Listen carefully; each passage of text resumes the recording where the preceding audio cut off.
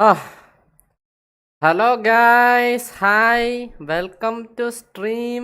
ഞാൻ നിങ്ങളുടെ streamer and hello അയ്യോ എനിവേസ് ഇന്നത്തെ ടൈറ്റിൽ വേറൊന്നുമല്ല. So there have been many things circulating and I think the most prominent one this time round is about JJK. And ഞാൻ കുറച്ച് ദിവസം മുമ്പ് സംസാരിക്കണമെന്നുണ്ടായിരുന്നു, but I don't know. So for all the people who watched this week's JJK, for the people who didn't read the manga, it would have been quite a epic ride. For the people who did, the people who, in my knowledge, did read the manga, said that okay, this is badass, this is awesome. Anyways, so this request is to Bandwagoners, as the title weirdly says.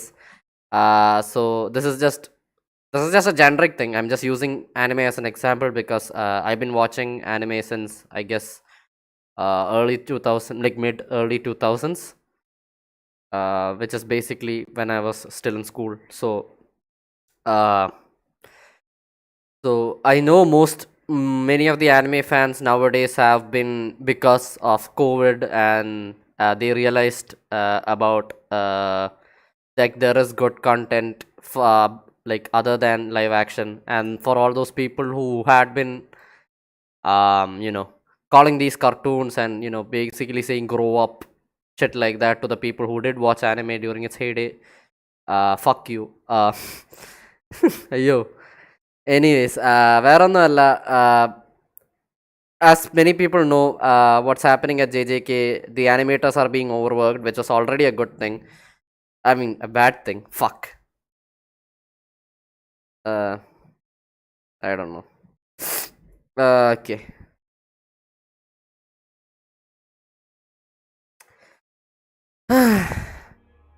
Basically, എനിക്ക് വേറൊന്നും പറയാനില്ല. It's all these people who are like Mappa for AOT, Mappa for Hunter Hunter, Mappa for Jujutsu Kaisen, Mappa for Demon Slayer.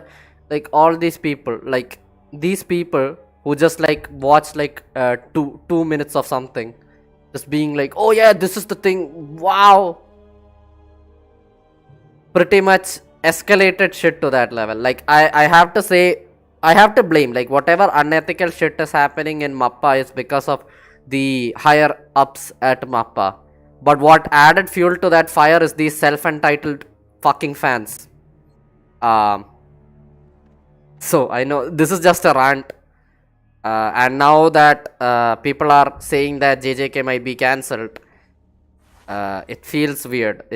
It feels weird because it feels like JJK is like one of those animes, like there's a lot of effort that's being put into it. The story is good, the behind the scenes, like everything's good, and then I feel like because of these circumstances, it's going to get cancelled, which is, in a way, I'm relieved. In a way, I want this to be cancelled because one, it will at least give a break to all those animators who deserve it truly, and two, it should really teach these self-entitled piece of shits to pretty much be like, yeah, we've been taking shit for granted. Anyways, with that rant out of the way, like I wanted to make this title and talk about this like 2 streams back, but then I was like, yeah, nah. I was playing Dota and I was like, I just wanted to do a cheering mood. But now that I am doing this, I'm starting this intro alone, I guess. So this is not okay. So for all those people, this is not just for anime. It's for any media. Want to talk about fucking Marvel? What's happening to Marvel? It used to be something that a niche liked. I'm not complaining about it gaining mainstream popularity. I'm just complaining about why it had to change its storyline. It had to change what it was. It had to change its identity for some people, just as it could just check some social boxes so that it could go through everyone. It's bullshit. And sometimes it's just the fans that are the ones who are like adding this kind of bullshit reasoning into it. and then the company but now I think it's going to a good course correction, I guess, because we ain't living in an ideal world. Alaya, true. Ayo, hello da, welcome to stream. That's true, but yeah, എന്തായാലും like I feel like people need to like stop, like they need to reconsider, like എനിക്കറിയത്തില്ല ആൾക്കാർ are like, okay, this isn't good, then just don't support it. Like if I'm just talking now about Marvel, this could have been course corrected way back when this was spiraling out of hand. If people just stopped watching, just stopped consuming, when they realized that they were having losses, they could have course corrected this way back. But no, fucking brain dead piece of shit fans who are like, uir Marvel uir mattellam whatever, like they just kept on feeding it until they had to be hammered, like it had to be hammered in their heads, like, okay, this isn't good, this isn't going the way we want, this isn't what we signed up for.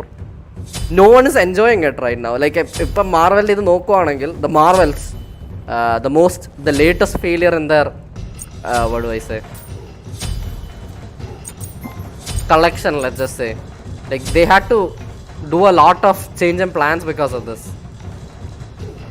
I really hope the anime that I like don't get mainstream because of these piece of shit fans.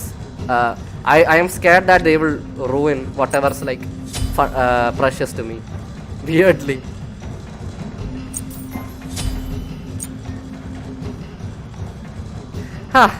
Anyways, the rant ആയിരുന്നു. I guess rant over now, and I will play game.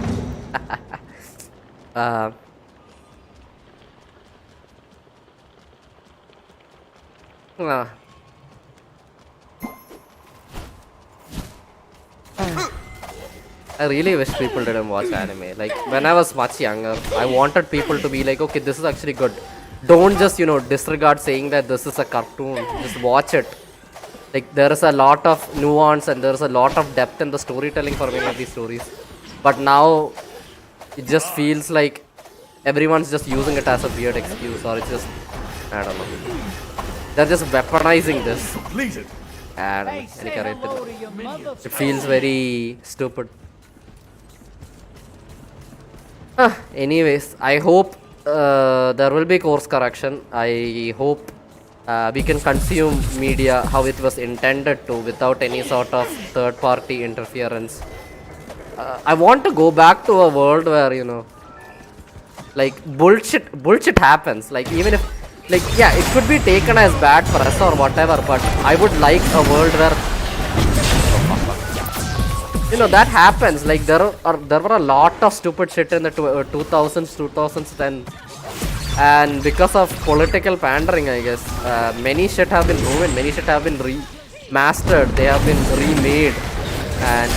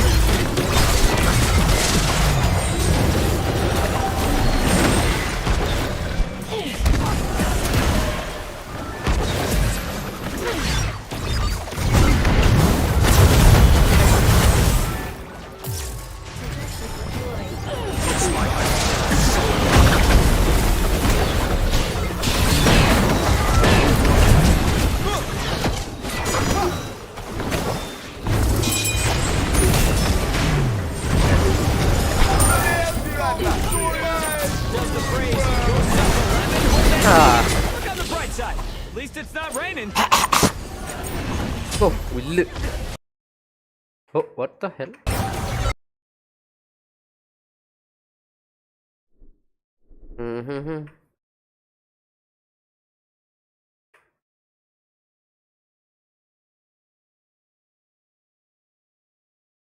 And while that's bad, the state of Virginia, famous for taking their sweet time moseying on into the 20th century, justified the forced sterilization of over 7,000 mental patients because of their low IQ scores. A policy that stayed in place until 1979. Yeesh!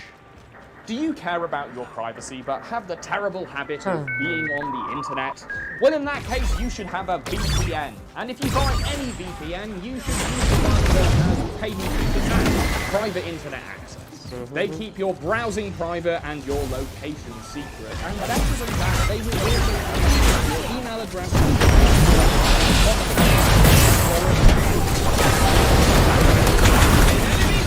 and it's available on all these platforms.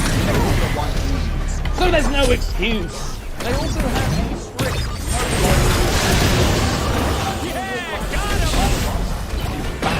or you can just use it to watch region-locked content which you normally can't access in your country, like American Netflix if you're British and British Netflix if you're American. It works both ways. Use the link below and you'll be able to find exclusive deals right alongside my complete digital privacy collection and you get extra free months with my link. That's a lot of free! And if you don't like it after 30 days, you can get all of your money back free. But why would you do that when you can use private internet access on up to 10 devices? No.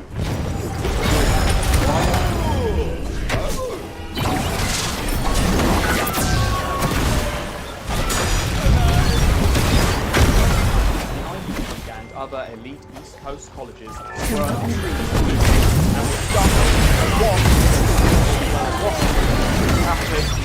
an enemy has been slain, but there were an ally has been slain. But that hallowed Harvard was different. In the publicly proposed specific questions about how many students. But in the 1920s, Harvard got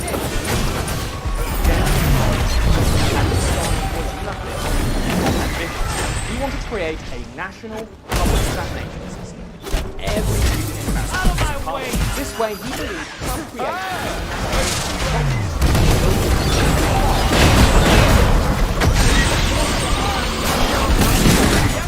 boarding school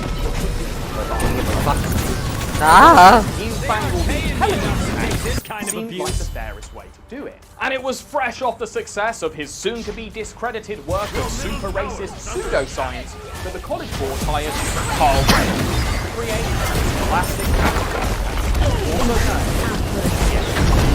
His first trial on just 8,040 Harvard scholarship candidates on June 23rd, 2022. He took the 315 question test with 97 minutes to answer them. But they weren't expected to finish. There was some math and some critical thinking questions, but the bulk of the exam was based on word familiarity. In this respect, the SAT has changed remarkably little over the years, but it has received a series of expansions. Notably, an essay section was added in 2005. But the SAT's most enduring characteristic is its ability to be simultaneously very simple and utterly intelligent. Over the next few decades, the SAT progressed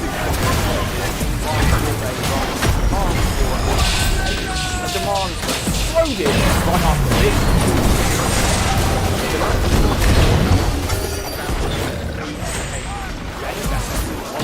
This led to an influx of very students and a great deal to identify. This job went to the Educational Testing Service, or ETS, whose job it would be to administer the test and research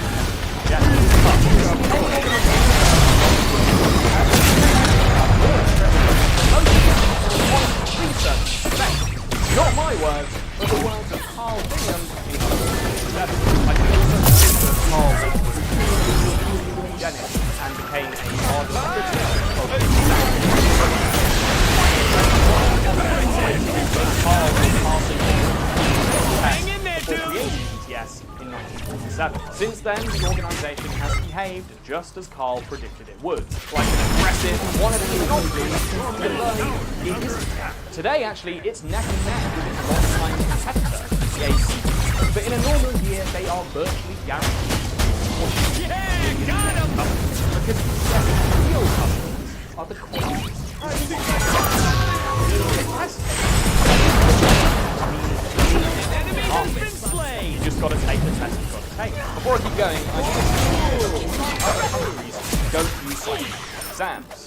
The only European one that does is Sweden, and if you've seen like one of their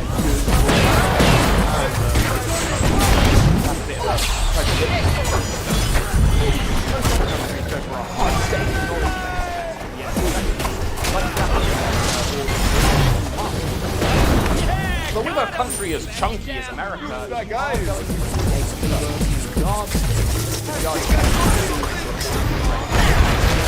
I'm going to argue not by my own written standards, but by the original set out. Okay, so the original main selling point of the SAT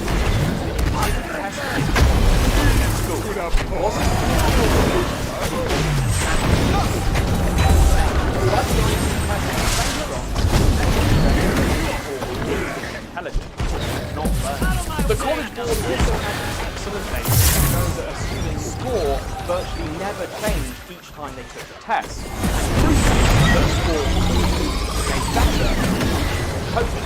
And that's how it was justified as an addition to all the other tests that kids already taken. Otherwise, it would just be an exam, a needless, pointless exercise that didn't teach kids anything practical other than the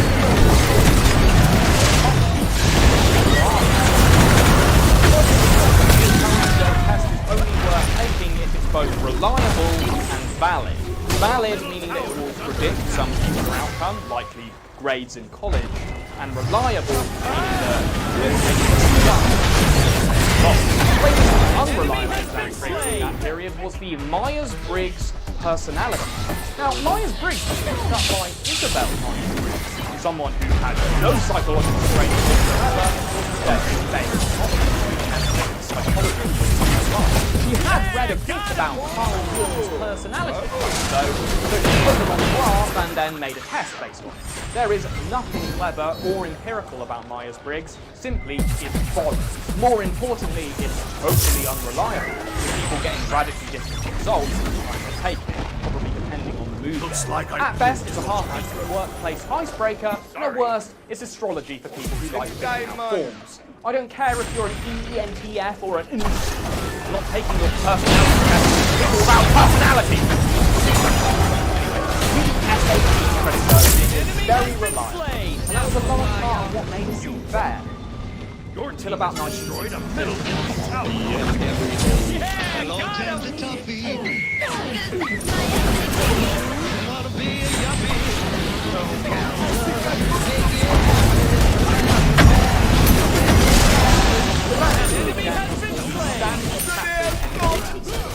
Named after this You have been slain! An ally's been slain! Egalitarian, because it's equal for everybody.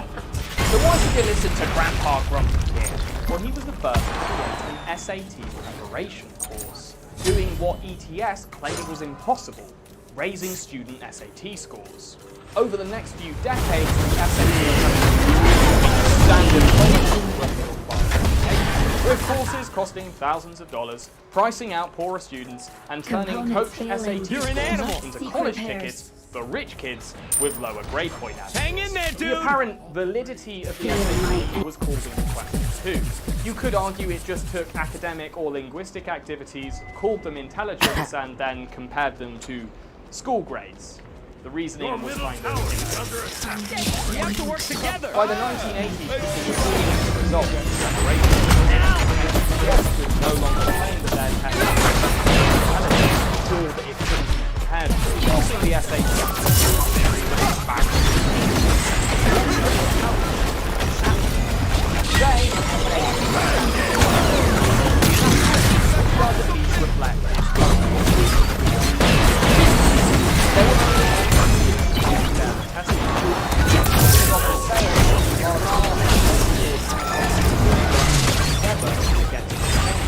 due to its centrality to the American curriculum, even first graders are drilled after answering multiple questions. It's only really prepared them for life. game show or in a police interrogation cell. But of course, the most pressing argument against this exam is that it's become a cause of the very disease it was designed to cure. It now facilitates the elevation of dumb wealthy kids. Sideline. To their credit, recently,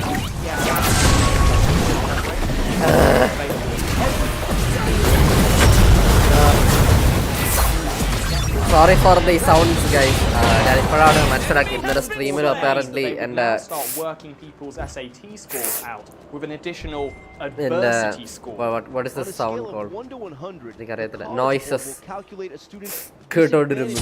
എനിക്കറിയത്തില്ല ഇതിന്റെ English എന്താണെന്ന്. Sniffling കരയുമ്പോഴല്ലേ? This suggestion was received by the general population like it was a Mucusy? piping I don't cold know. cup Like, of sick. എന്താ വാക്ക് And it എനിക്കറിയത്തില്ല. is I'm not very sure what the hugely terminology is, but yeah. I'll tell you why. Apparently Because what എൻ്റെ ETS are streams'ല് essentially admitting is that their test ഇത് isn't കേൾക്കാൻ fair, വന്നായിരുന്നു that എനിക്കൊരു it doesn't feedback കിട്ടി, work. so I do apologize for people who are grossed out by the stream.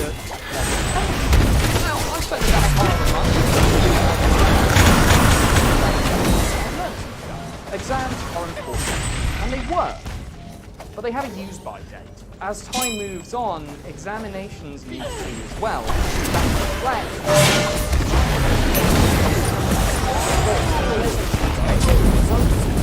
Retreat! Destroyed a middle enemy our tower. thinking and free enterprise of the market. If these exam makers weren't as insulated from the same process, the exam might be more able to move freely. Now, you might ask, what happened in China? Well, today they have the Gaokao taken by 10 million students annually. 9-hour exam takes place over 2 days, and you only have one chance of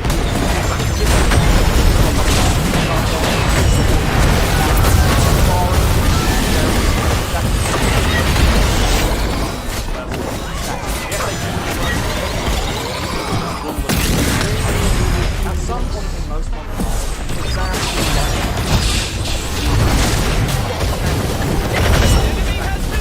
as a whole. Sometimes for one.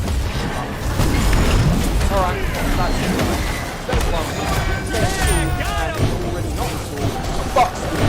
Don't let the bastard grind down. Do your best!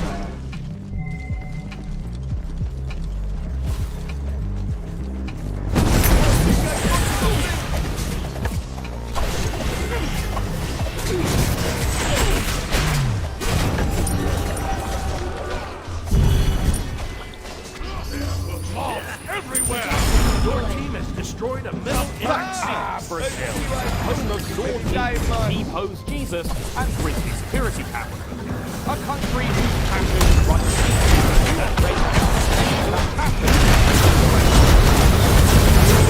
You're an animal. Huge protest in support of ex-President Jair Bolsonaro. And they're taking back their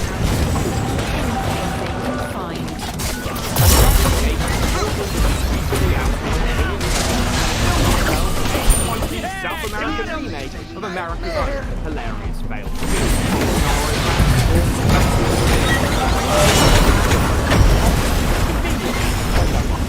You probably saw it on the news. I spent the last week scouring footage, translating Portuguese, and speaking to dozens of informed Brazilians, so ignorant gringos like me could make sense of it all. And it turned out, just to try to make the story, it is about how the internet is driving. You're an animal! Let's look at this video, I'll break down the detailed timeline. Look on the bright side. Exactly what At happened least it's on the not day raining. after we've all gorged on the juicy, salty, wall-mounted content. Because the events of January 8th culminated in a longer, deeper, fascinating story there's that more the of those guys. narrative will say started in 2013. 2013 was a different time. Brazilians were enjoying nearly a decade of strong President Dilma Rousseff of the centre-left won support after 2 years leading a 17-party coalition. That was until the summer. What had begun as a local movement to protest an increase in Sao Paulo bus fare quickly morphed into 2 weeks of nationwide demonstrations against government corruption and the militarized police force.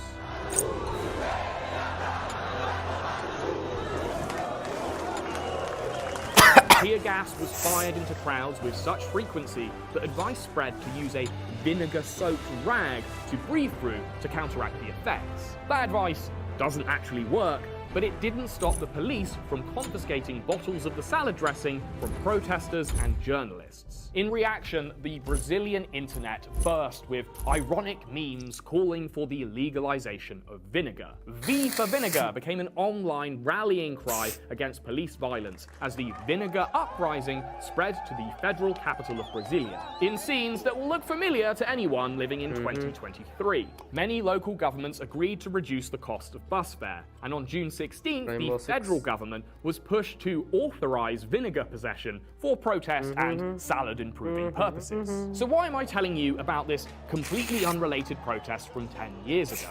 Well, nearly all of the Brazilians I spoke to told me what a big deal this moment was. Most of the protesters were in their teens or early 20s, while the boomer press labeled them as delinquents and even terrorists. Oh yeah, by the way, എനിക്ക് Brazilians ഏതോ ഒരു look back ദിവസത്തെ on these സ്ട്രീമിന് protests as I think ഇന്നലെയാണ് മിനിഞ്ഞാന്നെന്തോ where the country became more politically engaged, സ്ട്രീമിന് but apparently also more polarized between എനിക്ക് the ഇത് left കിട്ടി and the എന്തോന്ന് right, ഒരു as video well as blocked between the message old കിട്ടി. and the young. It was also an incredible yeah, case videos study blocked. in the power of the Brazilian internet. all Brazilians actions, in okay, let's general see. are Yeah, very that- online. okay, fuck, The yeah, country has ശ്രദ്ധിച്ചില്ല. one of the largest not very sure, internet-using populations in the world, and they are some of its most dedicated posters. Brazilians love to express themselves online, and they are Yeah, very, really.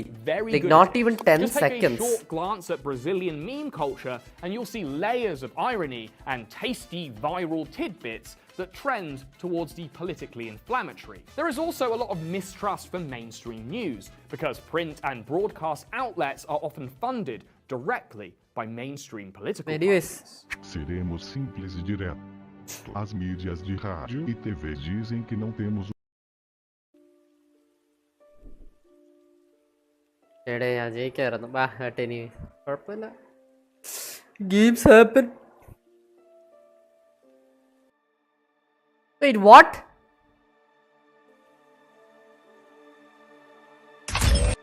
I'm not hearing anything. What? എടേ ഞാൻ ജയിക്കായിരുന്നു ബാ ഹട്ടിനി കുഴപ്പമില്ല games happen. Wait, did I get falsely blocked? What? Yeah, dispute, fucking.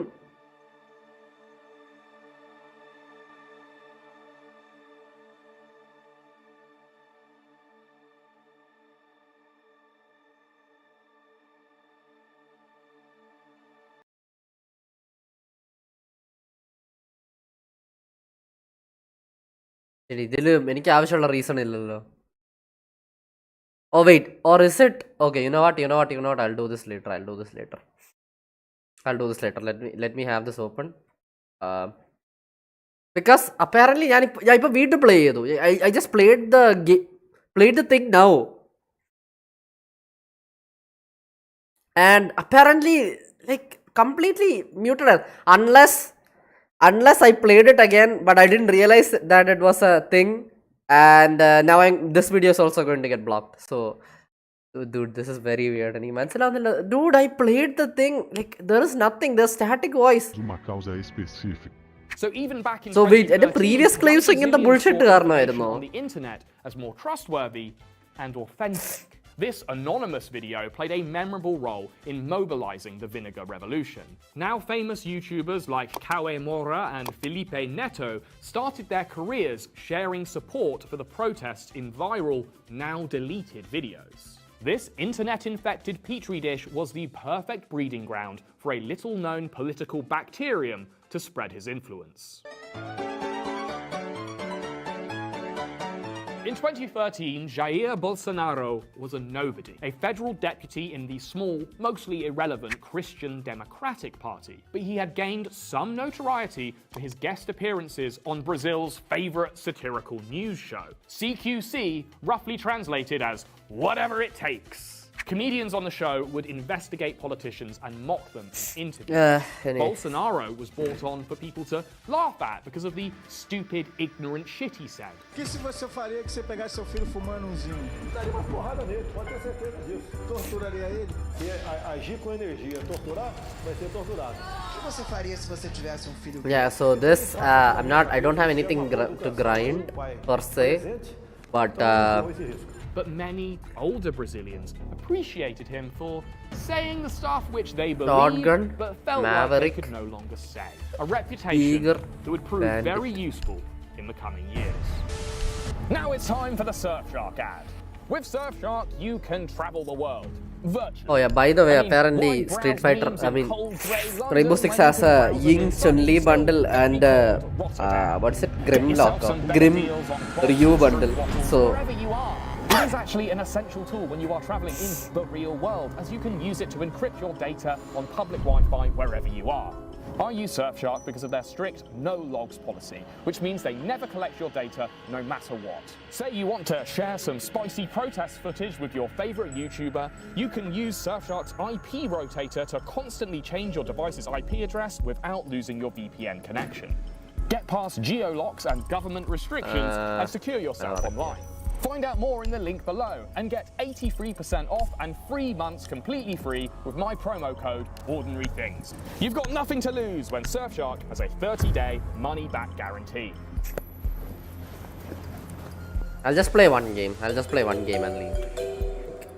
I don't have anything to grind, I'm just playing it as filler. Bolsonaro's election were characterized by growing anger around flagrant government corruption and some world-class sporting events that weren't unrelated. In By the 2014, way, in Supreme other Court news, I will investigated play Operation Magic the Car Gathering in the Wash background. revealed to the public You know what? just At this how point, I corrupt have 4 the screens President വെച്ചിട്ട് ഞാൻ different സാധനങ്ങൾ stream Investigators ചെയ്യാം. indicted Like and multiple jailed streamer. well-known leaders, including the president.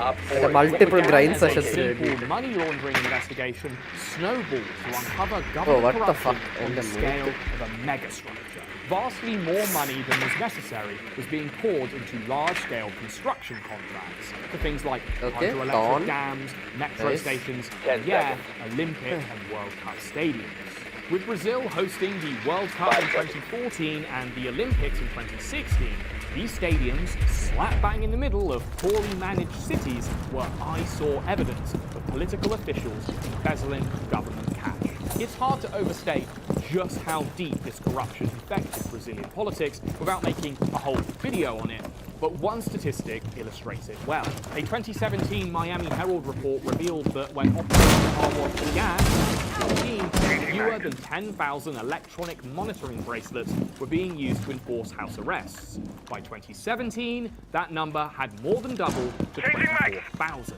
And we all know it weren't street-level criminals who were serving their sentence at home. Between the World Cup and the Olympics, this scandal shredded President Dilma and her party's reputation. She was charged with criminal administrative misconduct, though never actually convicted. But this was enough for a Senate filled with politicians who were just as guilty as her to vote for her impeachment. Bolso the Clown took his moment in the spotlight with a sickly, sentimental speech that showed nostalgia for Brazil's 1964 coup d'etat that began 3 decades of military dictatorship.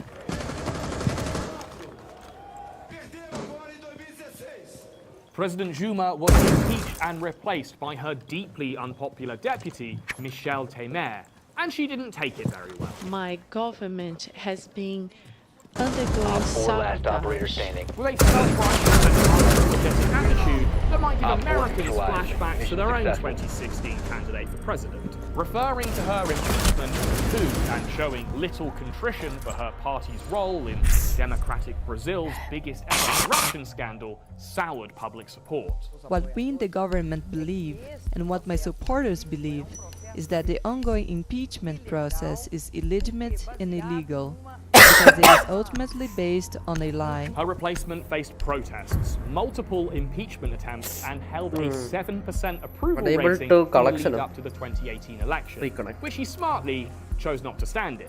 Former President Lula da Silva was put forward as PT's candidate. Sorry about Early in these the fucking campaign, noises, but he too was caught shit. up ഒരു box of tissues വല്ല in വാങ്ങണമായിരുന്നു jail by Supreme Court Judge Sergio Moro. Towel മൊത്തം Hugely controversial decision.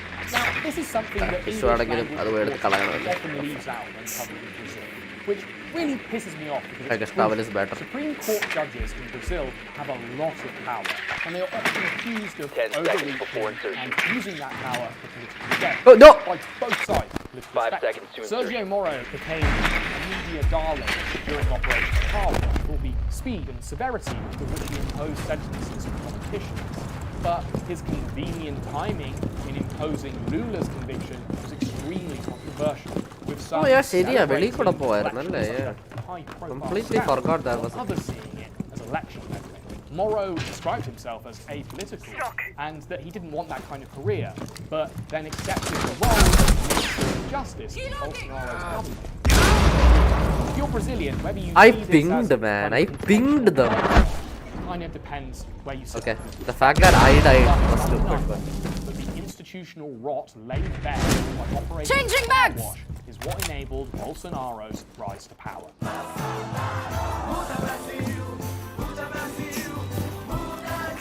Bolsonaro's okay. By the way, these kind of songs, let's just say, are all just for research purposes from the original video creator. I do not promote or condone any such things. It's just, you know, content. So please look at it as it is and not throwing out the and occasional don't think about it any more.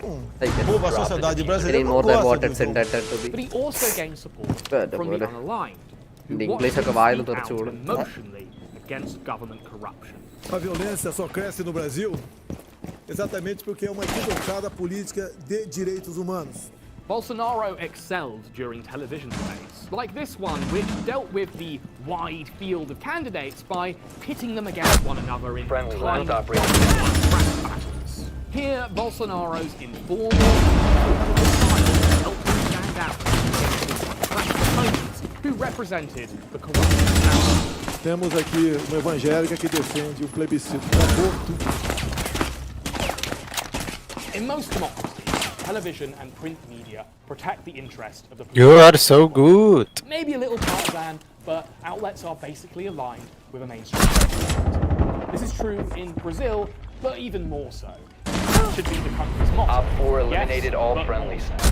When Bolsonaro appeared on Jornal Nacional's rotating microwave dish, he attacked the network for receiving billions in government cash. Vive em grande parte aqui de recursos da União.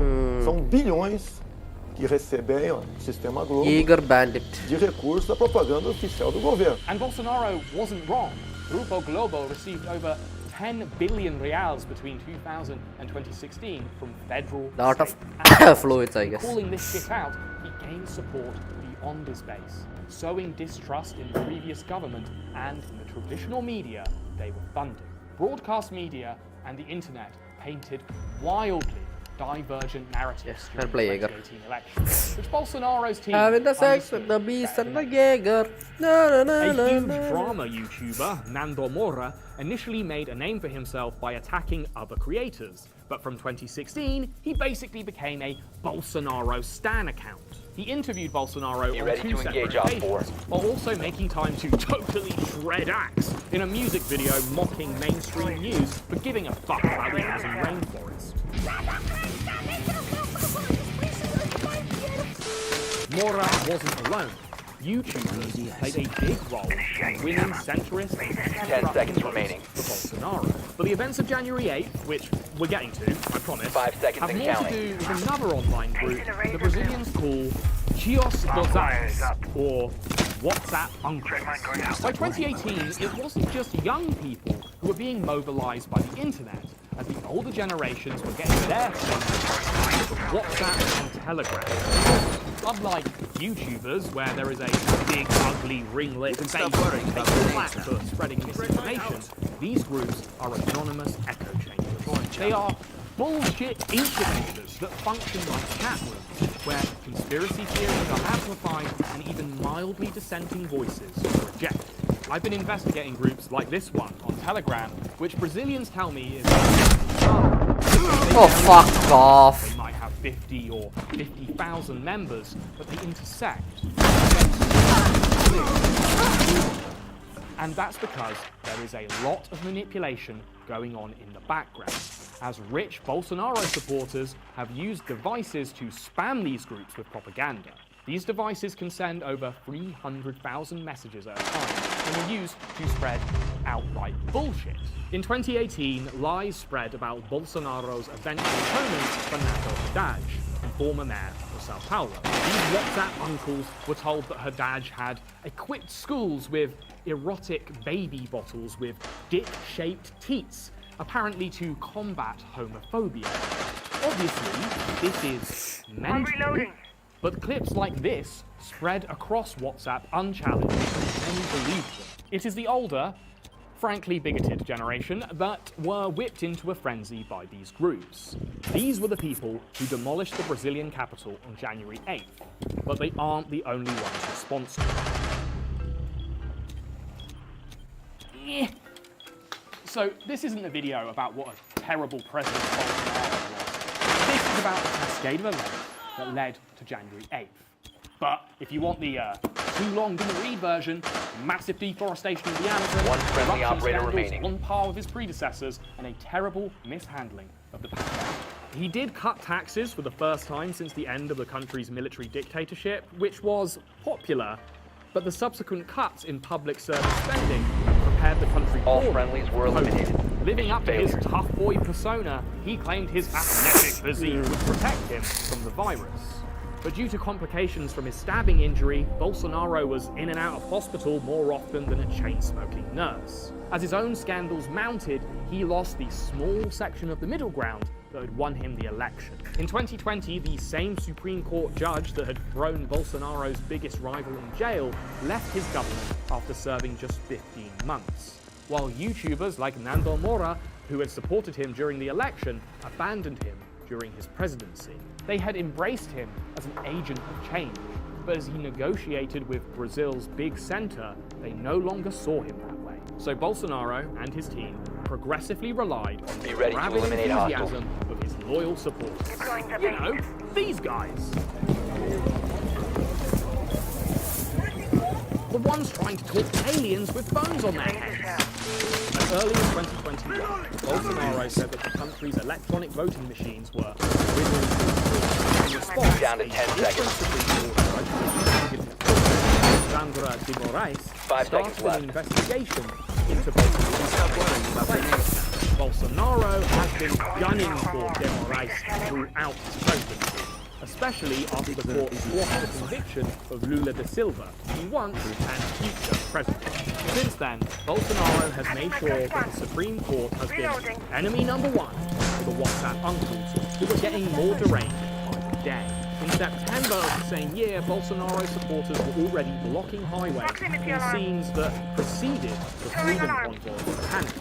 But a big difference here was that the truck drivers did so because they claimed Bolsonaro had declared a state of emergency.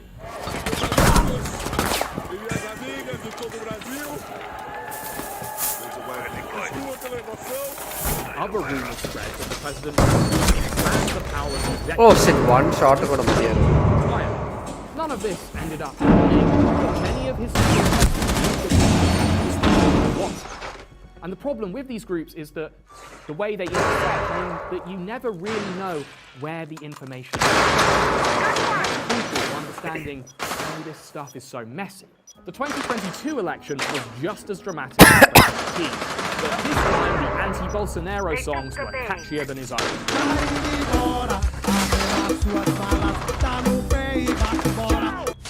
Lula da Silva's campaign stole the centre-right from under Bolsonaro's last stop standing. And the man himself was finally sick of all those YouTuber nobodies sticking cameras in his face.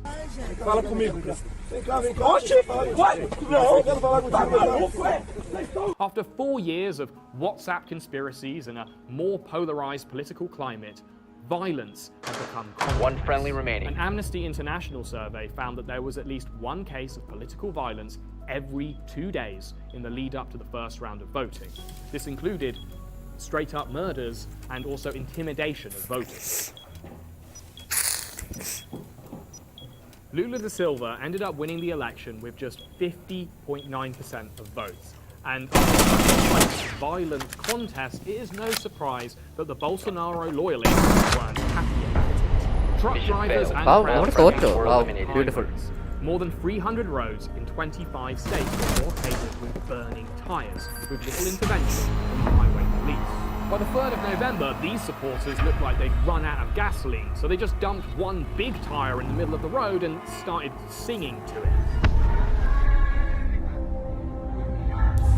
The Bolso fanatics might be the flattest tyres on the road, but you got to admire their commitment.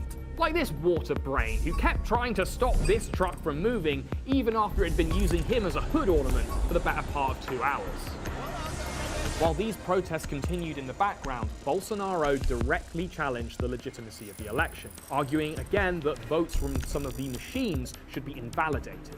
Traffic was blocked for weeks in an attempt to slow the country's supply chain, while other Bolso minions moved their tantrum to the sidewalk next to military bases, living in hope that if they cried hard enough, the army would step in and do their coup for them. And they weren't completely crazy for thinking this might happen. There is a lot of Bolsonaro support in the military and within the government, as we'll see later on. The camp outside the main military headquarters in Brasilia became the setting off point for the eventual coup attempt and was well funded. There was even a large plush Anyways, tent meant for Apex cigar, I guess. YouTubers and podcasters keeping eyes on the protests. The rest of these camps were nothing more than roadside shanty towns, sustained by the most die-hard supporters who either had nothing better to do or were completely out of their minds. These people see conspiracy in everything.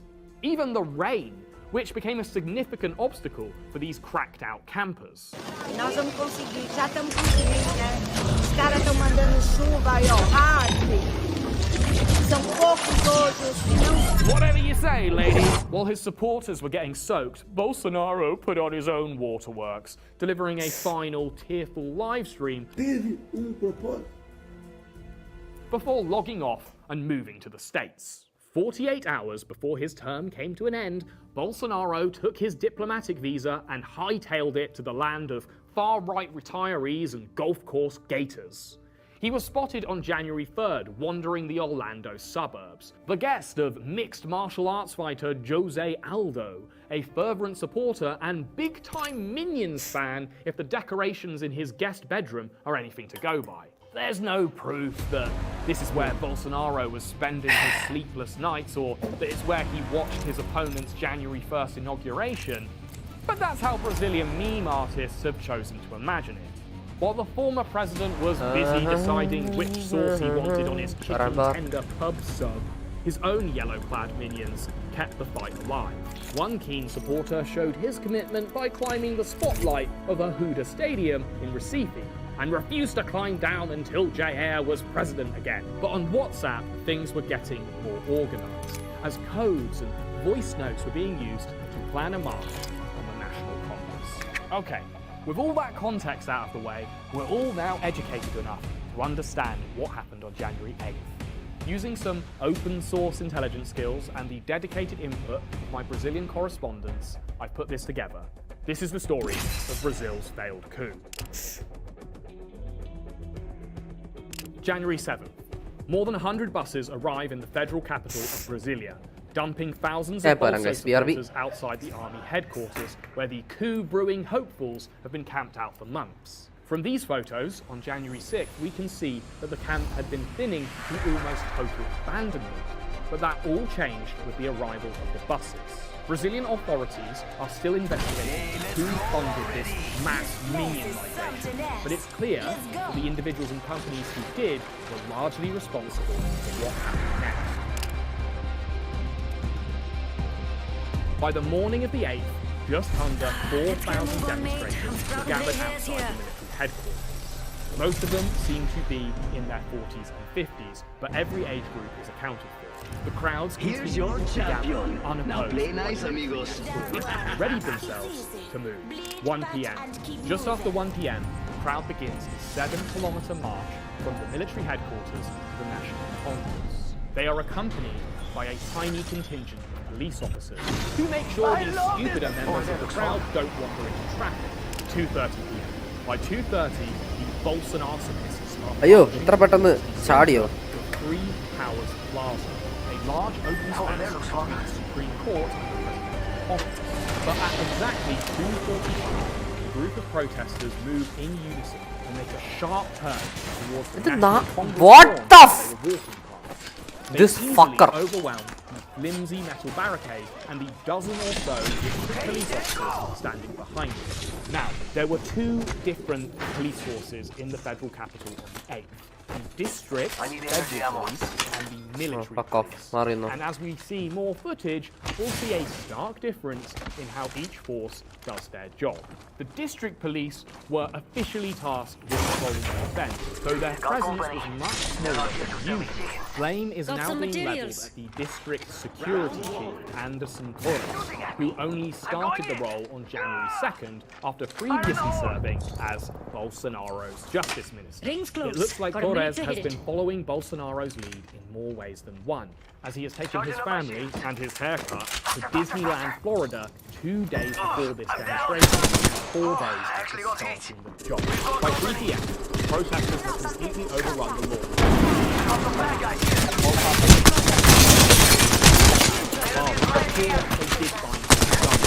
Force-mounted district police tried to control traffic on the plaza to little success, as Bolso supporters live-streamed themselves removing a cop from his horse for anyone who couldn't make it to the protest. One police car imitated all the way. Back in Congress, another tried to break it, where it becomes a background for photo shoots and Njan selfies. By this time, the ramp leading to the Congress's roof is attacked. I hear enemies this way. Scattered groups below smash the glass windows on the floor, enter the eventually making their way inside the onto next the ring. Senate, where they are faced with the fact that nobody's home and there's nothing to do except smash. Just about So, landed on top. a similar pattern emerged in the Supreme Court.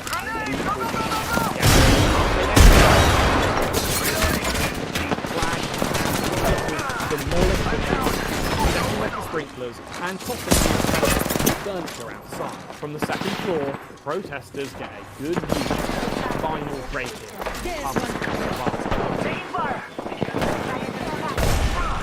I'm down. In the presidential office, the vandals more hard.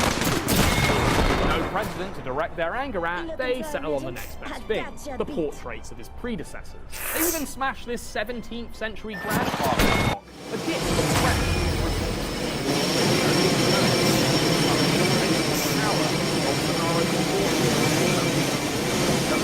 back in the Supreme Court, protesters have Bolsonaro's sworn enemy.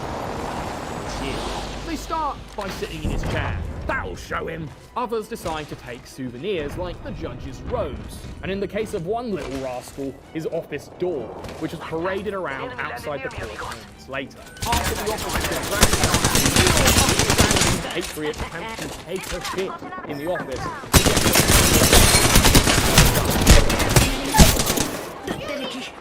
As if the tone couldn't be lowered any further, another man parades a bag full of vegetables around, claiming to have found them in the office of the Supreme Court judge, and which he justifies with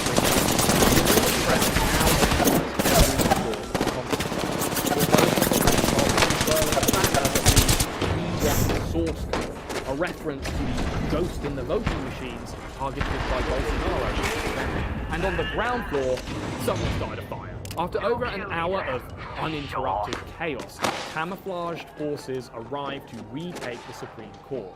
Supporters greet them with cheers, believing that their dreams of coup are about to come true. Observing the inaction of the military police present for the last hour meant that this hope wasn't just the usual Bolso bullshit delusion. Minutes before, military police officers were filmed taking a very, laid-back approach to the ransacking of the country's free seats of power, with one officer presumably filming the chaos for his YouTube channel. At around 4:30 p.m, the Bolso Massif cheer the late arrival of the shock cavalry, who head first to the presidential office. When they arrive in the building, a man in army uniform tries to stop these shock troops from entering the palace in a tense exchange. Protesters who didn't get to smash up the building before the shock cops arrived set fire to the abandoned cars out front of Congress, as others made content slash evidence out of their crimes. It's only then the confusion really sets in for the protesters as the newly arrived district police force make their first arrest on the Congress lawn. As federal police helicopters fire tear gas onto the crowds below, the less committed coup plotters are the first to slowly disperse. Inside the presidential office, shock cops command the remaining protesters to sit, announcing that the party is over, which it very much is. By 8 o'clock, footage emerges of protesters sitting on the pavement. The governor of Brasilia announces that 400 people have been arrested. Using my Phoenix kit. The coup camp was cleared by the military the following day. What was left of it looked like the aftermath of a natural disaster. Those that escaped arrest on the day were back to their old tricks the following afternoon, blocking highways around the capital with burning rubber. Approximately 1,500 rioters were eventually arrested. And lucky for us, they still had enough battery on their phone to document themselves in the process. On WhatsApp and Telegram, onlookers compared the arrest as rumours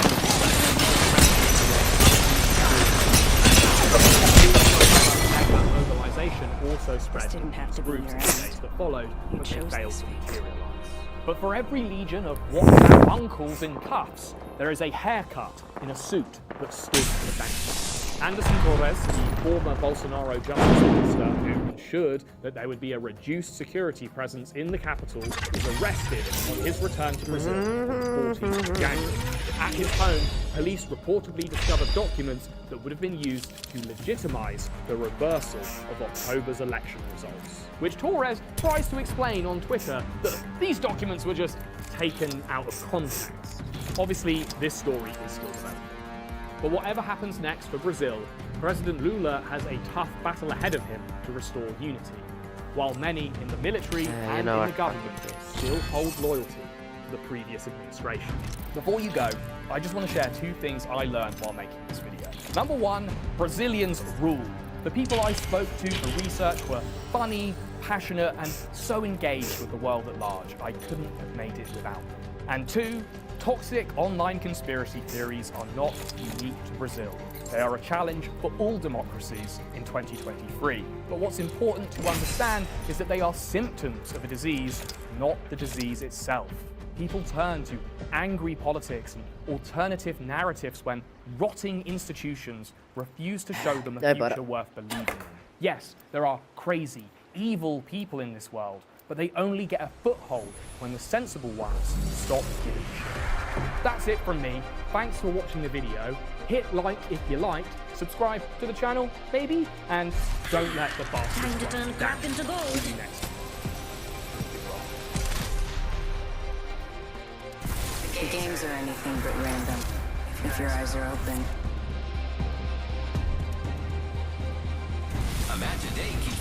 Greetings, weary traveller, and amassed. I'll be your yogi on this journey, a journey to the center of Gaia. After my last video, I found myself suffering from a gnarly case of the nerd neck, so I decided to take up yoga. But despite spending several months in deepest Nepal, I never learned how to do it good.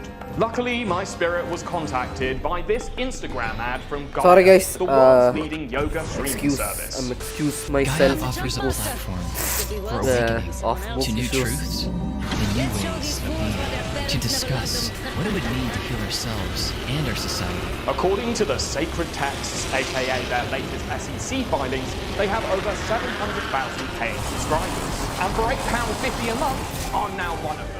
Quibi, with all its vertically framed Hollywood eye sponges and CGI succubi, only managed to keep 72,000 subscribers after their free trial ended. Turns out, though, yoga is mostly just about stretching, breathing, and occasionally getting a third eyeful of someone's camel toe. If you want to get really far out, the rest of Gaia's catalogue promises to open your third eye so wide that your frontal lobe will fall out.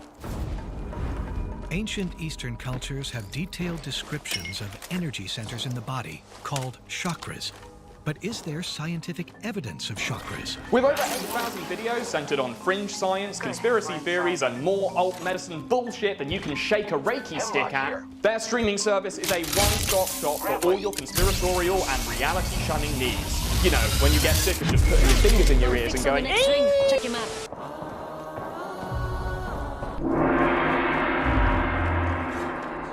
Much like the ancient pyramids, Gaia's origins are more mysterious than they seem. And it all starts with a tall, hairless figure from a faraway world known as the former Czechoslovakia.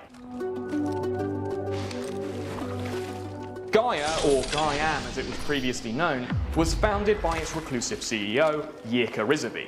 He owns a majority stake in the publicly traded company, but hasn't given an interview for over a decade.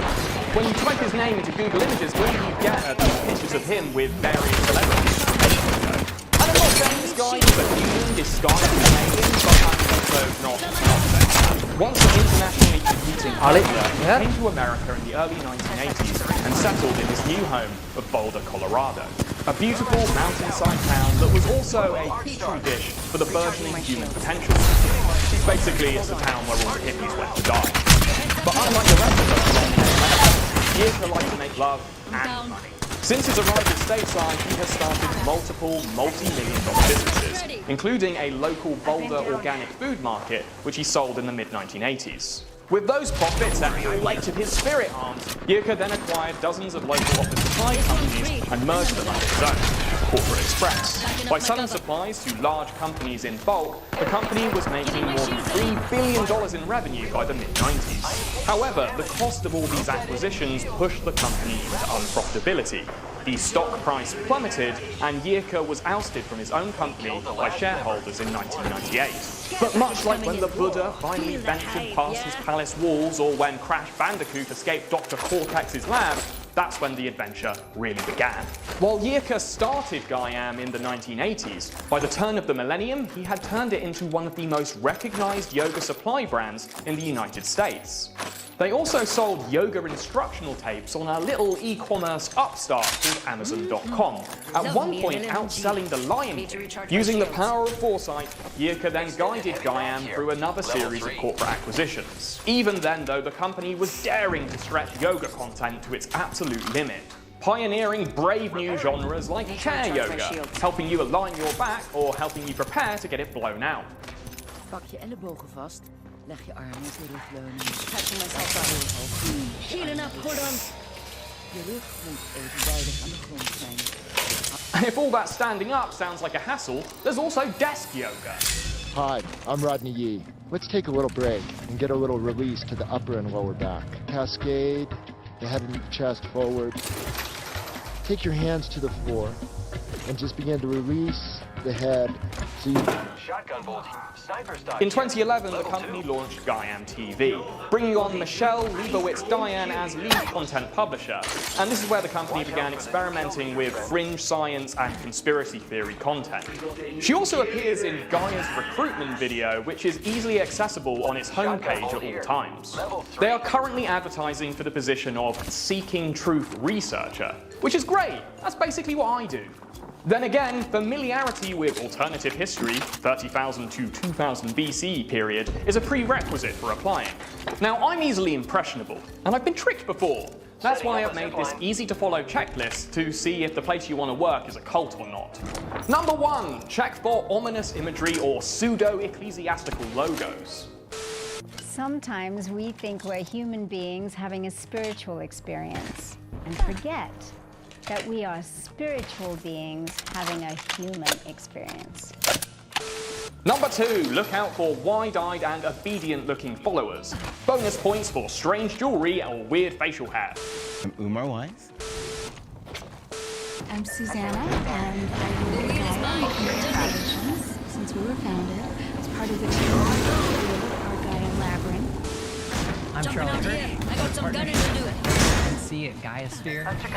What I love about Gaia is that we get to help change the world. Don't forget to multiply that score by the number of desk crystals. I came to Gaia because all my life I've been on a quest. I'm Julie Tara, Ambassador of Member Growth here at Gaia. These people are writing the jokes for me. Number 3. Listen out for talk of a charismatic leader with an elaborate backstory and/or questionable credentials. We have some of the smartest people that I've ever worked with, starting with our chairman and founder, who was a math prodigy at a very young age, so he was thinking in algorithms long before that was even a word. Damn! There's more red flags in that video than there are in Tiananmen Square. And look, before we go on, I'm not saying Gaia is legally at home. That would be legally reckless. But much of their content does trade on the idea that they fulfill some kind of spiritual enlightenment. So without further ado, let's have a look. So what's up, guys? Since 2011, the company has tripled down on in-house content creation. They then dropped the N from their name, upgraded their chakras and DSL line, taking the channel all digital in 2015. Okay, let's start with their most popular film, Samadhi. Samadhi? Samadhi is an ancient Sanskrit word for which there's no modern equivalent.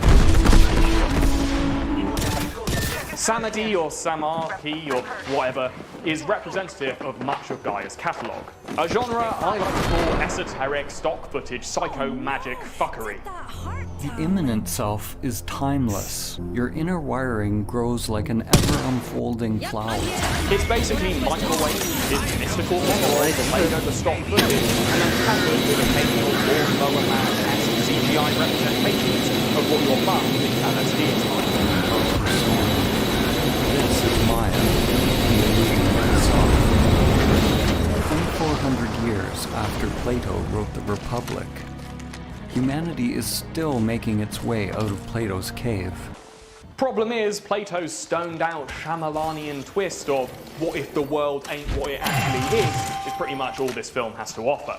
Every step we take on the continuum towards Samadhi brings less suffering. When it isn't cribbing from the Buddhism wiki page, it's just straight up telling you that we're all living in the Matrix.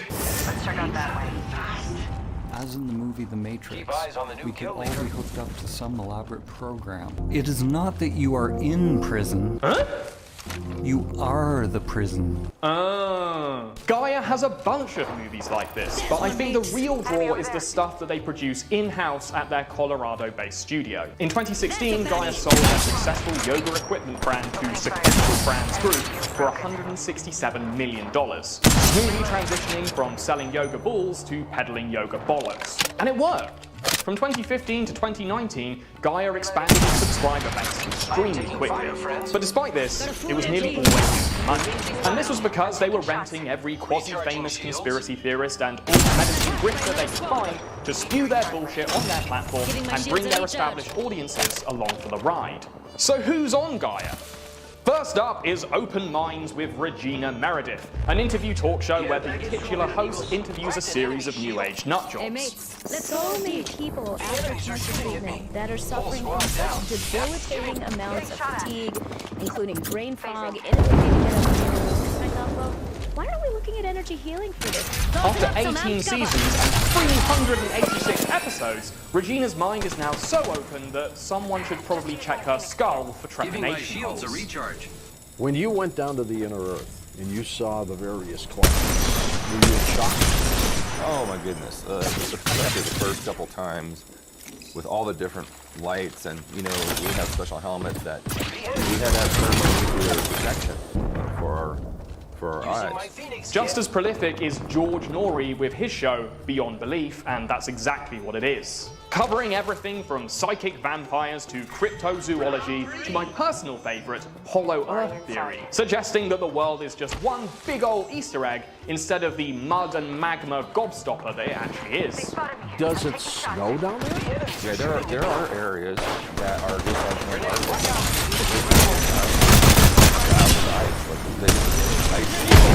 Reality's weird on its own. You don't need to start writing fan fiction about it. Gaia's Rent-A-God Rogues Gallery also includes big names like David Icke, a former British sports commentator who had a very public meltdown in 1991, claimed he was the son of God on national TV while wearing a very stupid tracksuit. That you claim to be the son of God. Is that true? Yes, you see, the thing is that it's quite funny, really. You know, 2,000 years ago, had a guy called Jesus sat here and said the same things, you would still be laughing. Since then, he's become well known for his sometimes 7-hour speaking engagements, where he expounds on his beliefs in reptilian overlords, the New World Order, and the idea that 5G signals cause code. Actually, I'm not going to finish that sentence for YouTube monetization reasons, but you get the idea. On Gaia, Ike has been given a 13-part series called Escape the Matrix. These people are obsessed with the Matrix. The Wachowskis should get their lawyers on the phone.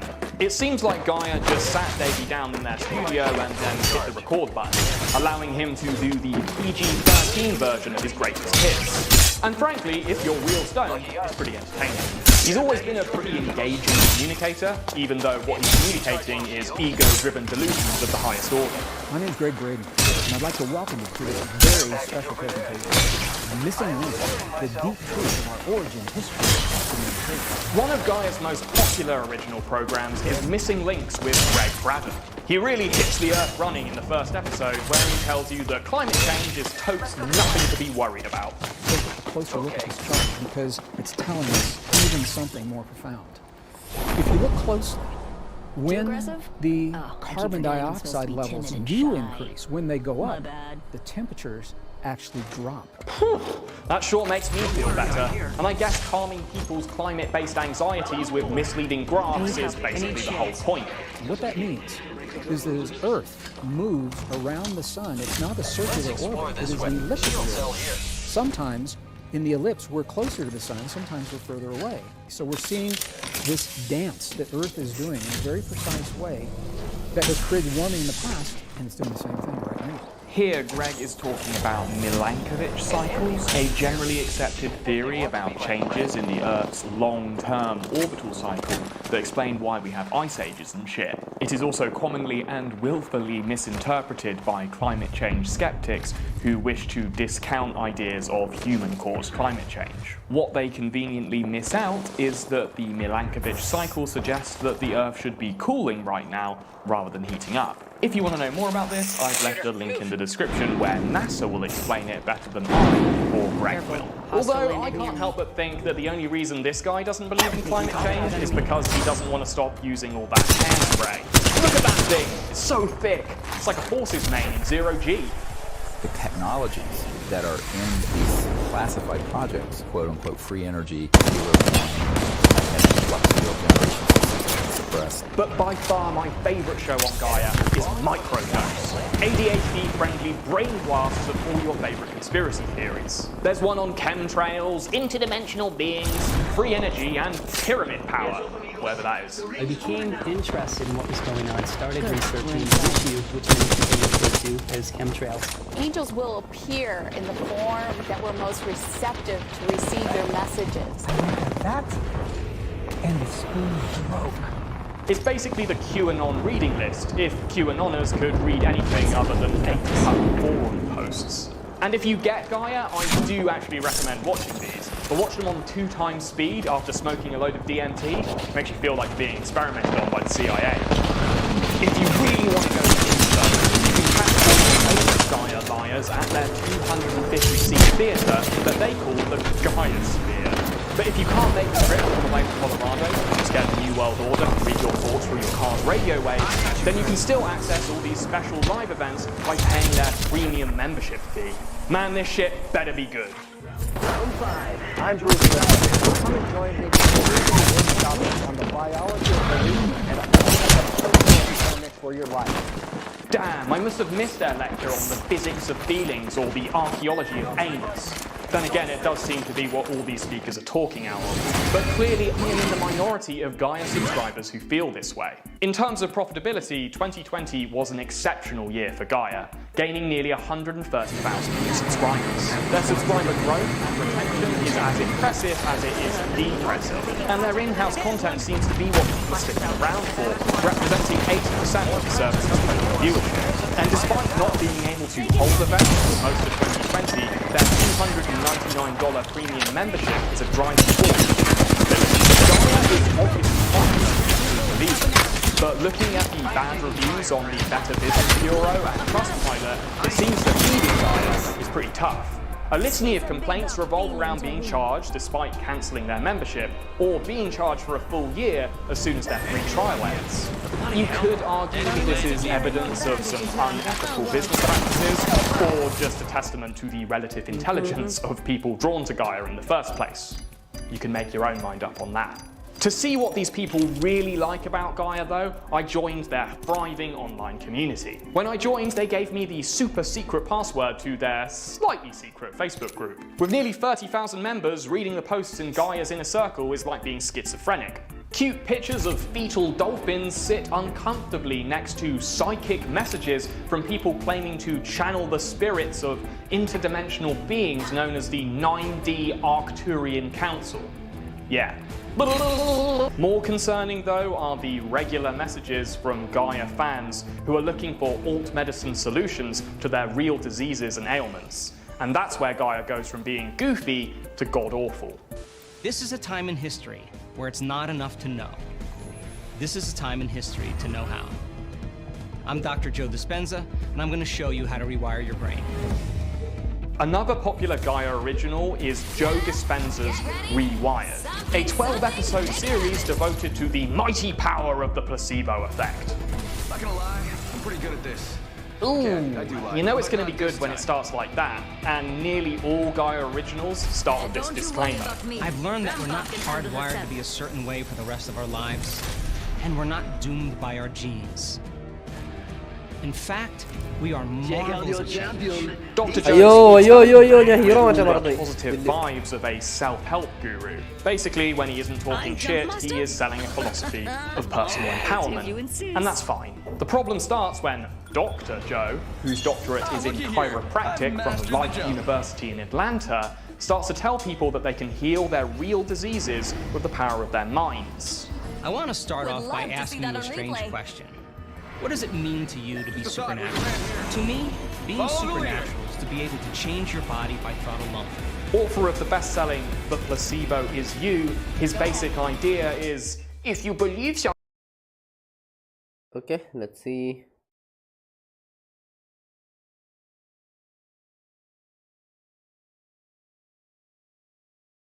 This video is made possible by NordVPN. Architecture. What's the deal with architecture? Why do they call them buildings when they're no longer in construction? They should be called built. And why do they always use that blue paper for plans? And why is nobody outside? And why can't I get into this house? And why are they calling the cops? And why won't the voices in my head stop? And who gave me this gun?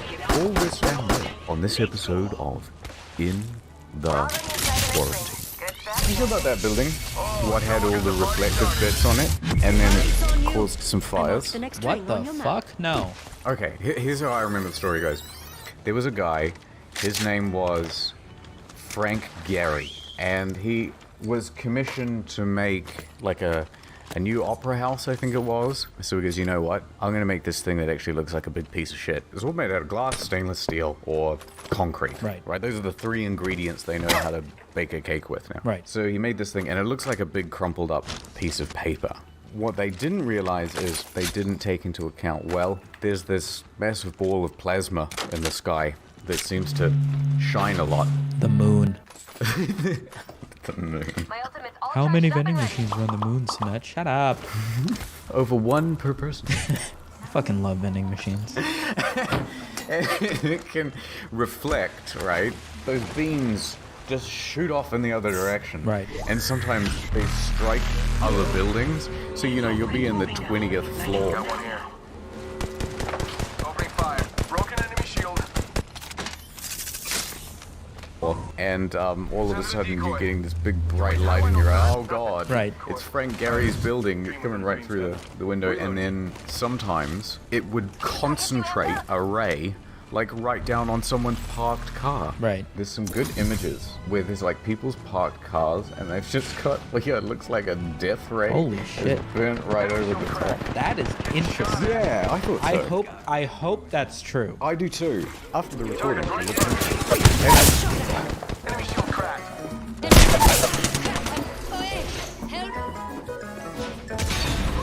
It's in an Italian city called Pisa. Makes sense. ancora pendente de Pisa.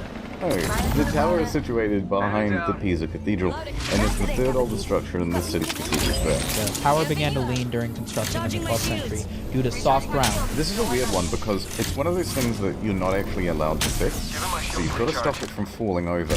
We have the technology to fix it. We could fix the Tower of Pisa. We could lay down a concrete slab underneath it, no problem. Right. But you're not allowed to, because that ruins all of its prestige. Nobody would ever visit. Exactly, it's no longer the Leaning Tower of Pisa. I'm going to be the architect who built the Leaning Tower of Pisa. Okay. I come home to my mother, played by you, and reveal that it didn't go exactly as according to plan. Okay? Mama! I'm back home from building my Tower of Pisa. Oh, come in. There's dinner on the table. Oh, fantastic. My favorite. Spaghetti and meatballs. Listen, Mama. I know you want to be proud of your son. Lasagna. I know you want to be proud of your son, but I got something to tell you. Oh yeah, no, it's about the tower, how well it stands. I know how much you like vertical towers and things to go straight up in the air. Listen, Mama, it's not all about... I know you're always talking about how things should go straight up and down, just like your personality, straight up and down. Mama, listen, not all towers need to be straight up and down. What are you talking about, Guillermo?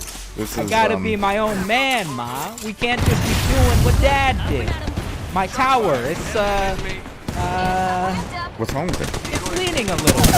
It's, you know, something to the tune of maybe 5 degrees. On purpose? Well, I mean, when we built it, I thought the ground was hard. You know, you put your foot down, you hear the taps. But listen, they say they're gonna call it the Leaning Tower Pizza.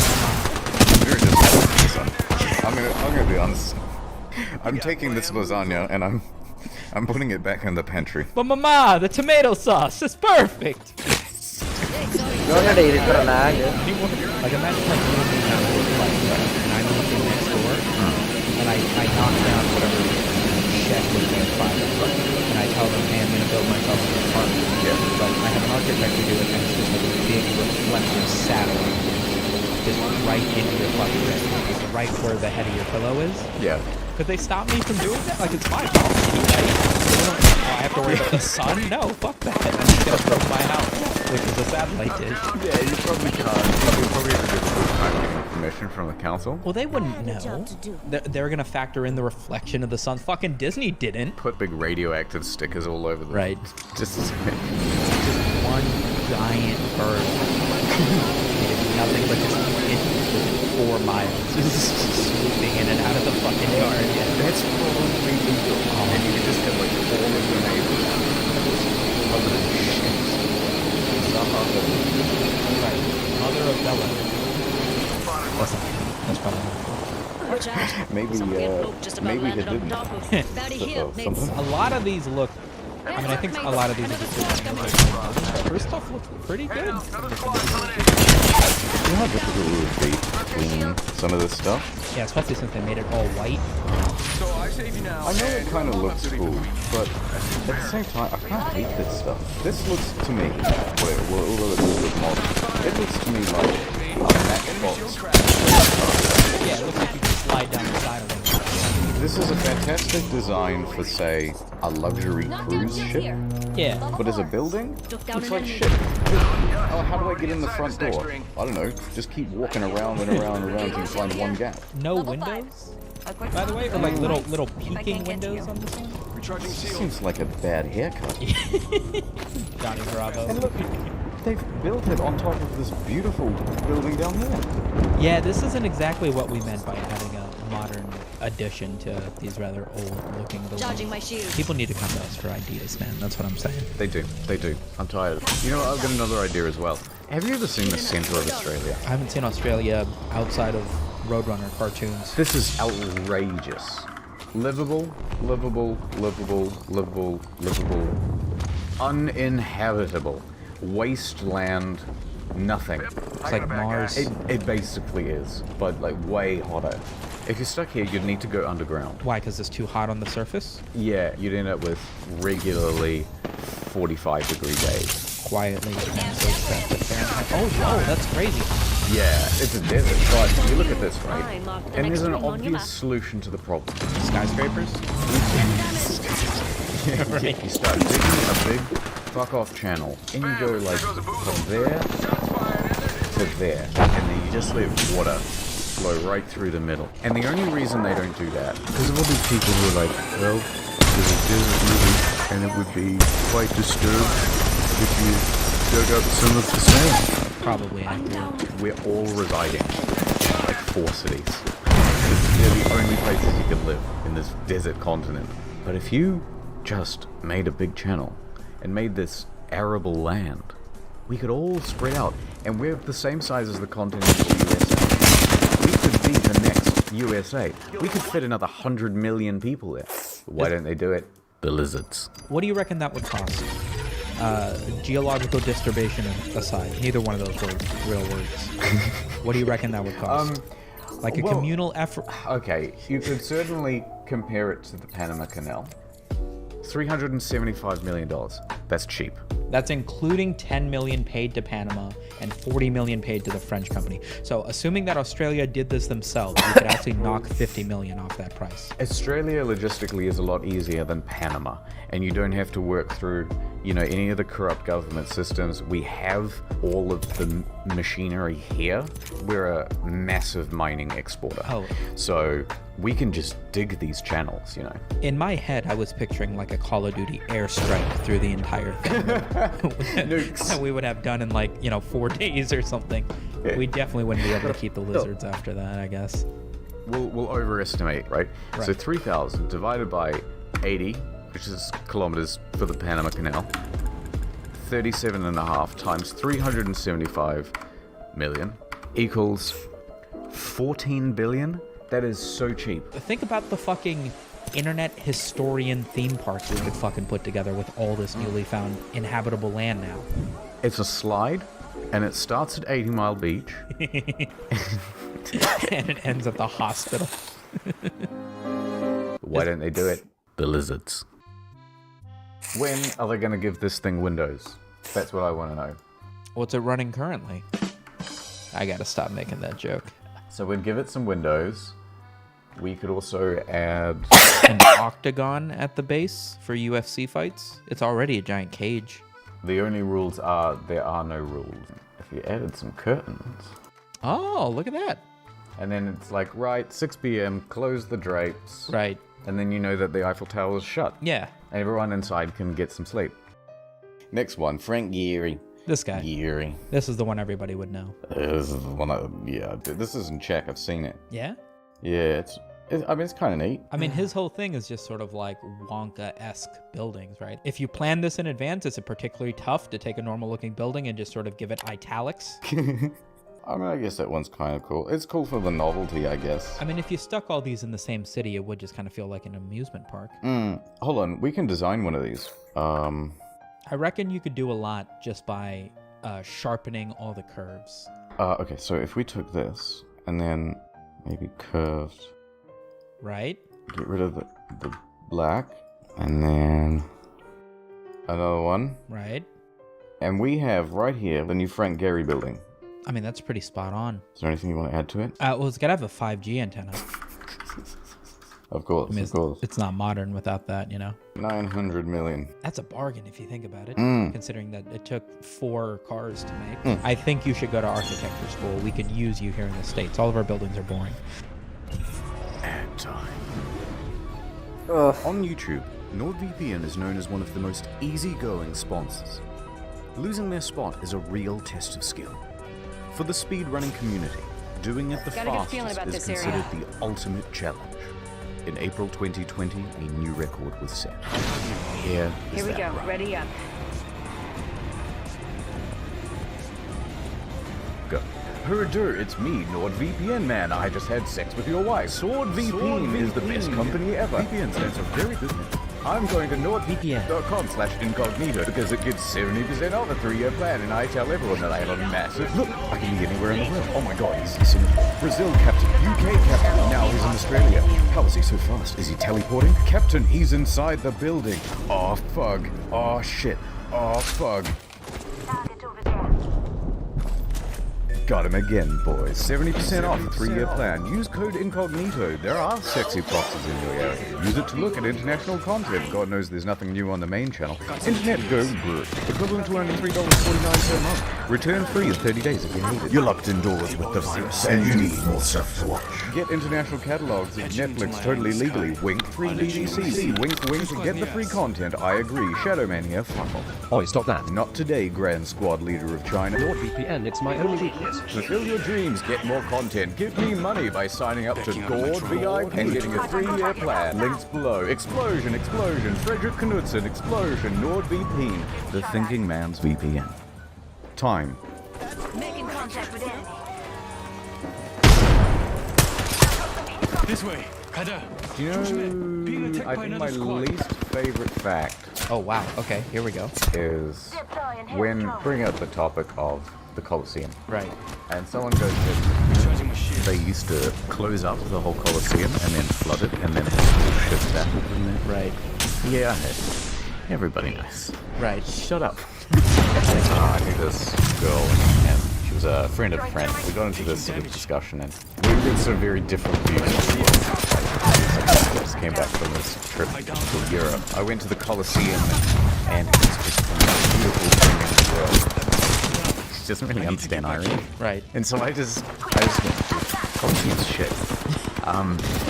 Like how many people can you even get in there? Maybe 5,000? Have you seen like a regular stadium in Atlanta? You can get 40,000 people in there and it's got a jumbo. Easily. And it's just like, no. Well, the point is like how old it is. And so it's like the more that she's earnest about it, the more I have to keep piling on. Would you rather go to the Colosseum to watch the latest Mets game? Or would you rather stand around?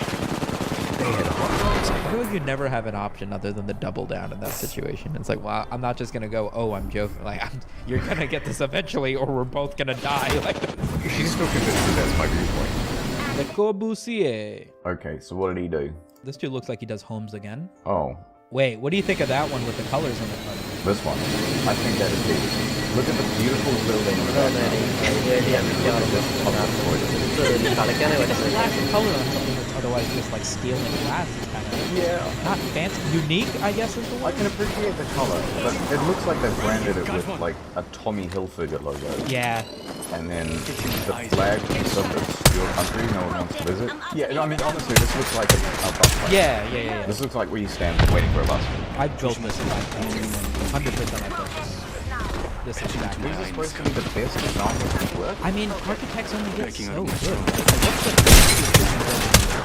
Parliament House is pretty good. I've definitely also done this. I like the clock towers on the edge of it. What does Buckingham Palace look like? Yeah. Yeah, Parliament House looks way better than Buckingham Palace. I mean, say you become like super royalty of Australia. Yeah, you become the Queen of Australia. Yeah. Would you go with something like this? I know what to do. Here's my palace. Okay.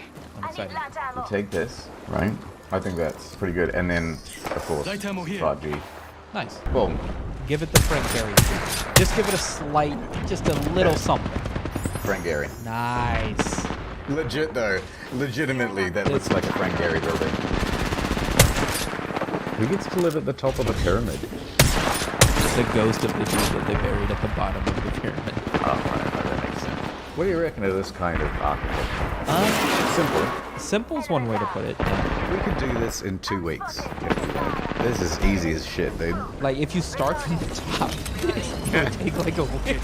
It would take no time at all. That would totally redo hideous glass and steel. It would literally be you and me and just like half a chopped down tree at the end of 2 weeks, and we'd be like, holy shit, we were way off. I bet this is really famous last words, man. With modern day stuff. Yeah, I get that it wasn't easy to build back then. Not even modern day stuff. Let's say you, me, and we get like 30,000 slaves. Because that's probably what they had then, right? You think we could figure it out? I just have to predict the comments because they're going to, actually, there weren't slaves. It was all done through paid labor and service to the whatever at the time. The Ra? No, wait, that's the sun god. Pharaoh. Yeah, Pharaoh. Yeah, okay, so if we had 30,000 laborers, do we get modern tools? Yeah, I think we could definitely get it done with forklifts and 30,000 slaves. Yeah, exactly. I think we'd be just fine. The real question is, how do we fix this? A pyramid, you say? Boring. Yeah, the pyramid's boring. What if we made it upside down? Done work upside down, all the people fall off. Like a guard tower. Ah, there you go. That's better. Yeah. The ground floor of anything should have food, right? Food, yep. Maybe like solar panels? That's a great idea. I don't really know what they'd be powering, but I just feel like you've got the surface area. Yeah, exactly. It's like an angel out of Evangelion, huh? Yeah, go Exodia. There you go. Hey.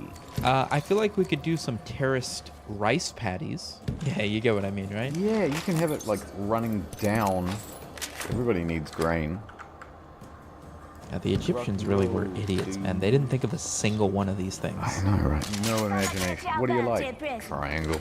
Yeah, but big triangle. Dude with a lion on his face. Someone killed Tutankhamun. Triangle. Right, I think that's pretty good. Maybe a lightning pole at the top of it? Oh yeah, for more electricity. Think of how much electricity they'll be producing. What, is that what lightning poles do? Oh, look at that. Can you imagine looking at that and not saying that that was better than the original? I mean, I'm currently erect. I mean, look at it.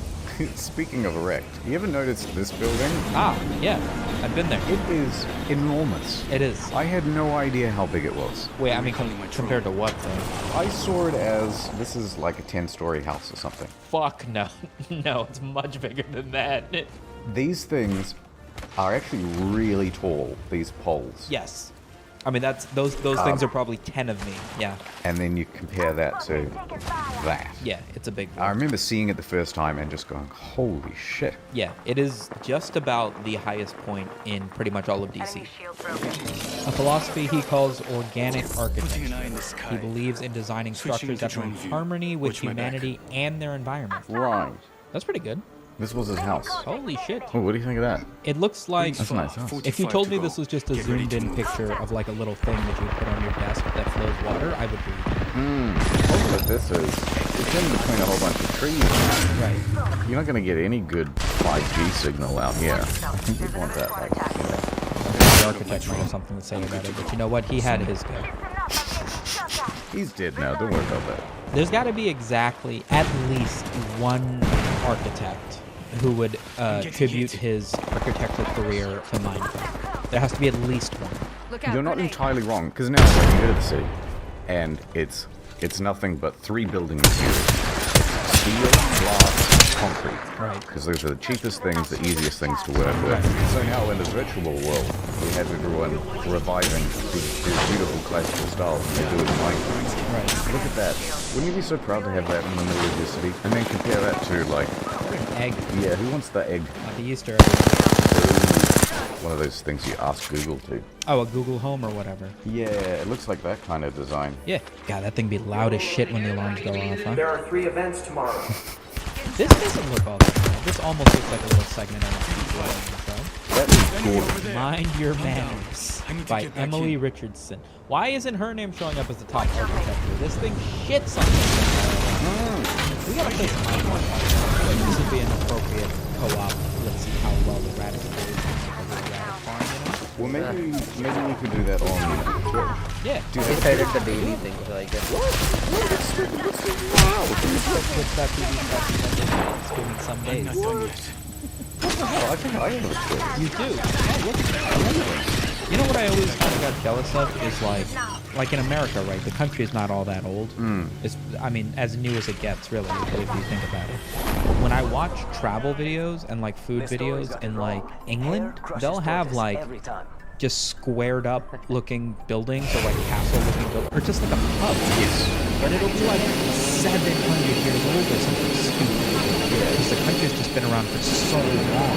And some cities are 600 years old. So what happens is there are all these regulations. Like anytime anyone wants to do expansion, maintenance, anything, they have to go through like 18 levels of council approval. That always takes so much time and ends up being so expensive. You know, these people who have old school thatched roofs and they're not allowed to improve them, and they have to get them like re-thatched.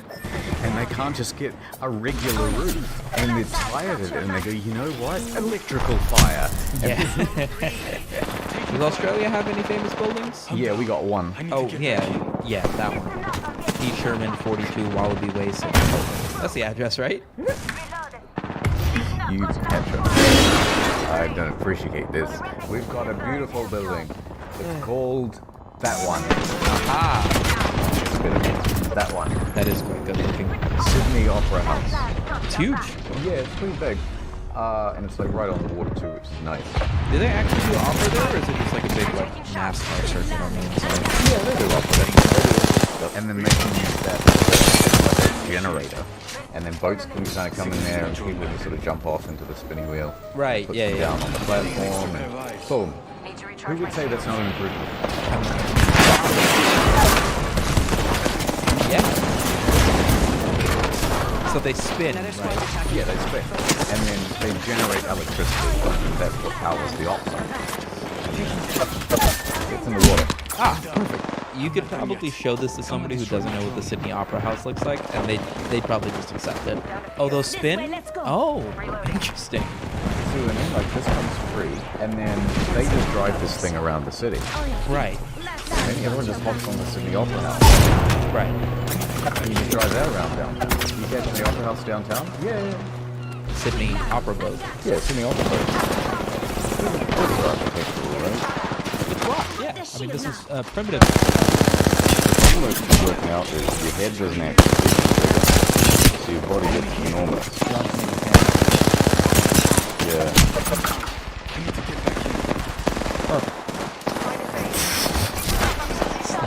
It's like you're banned on the pilot. Someone just release me from this, is it not? Go, Please go, read the Gundam die. activate.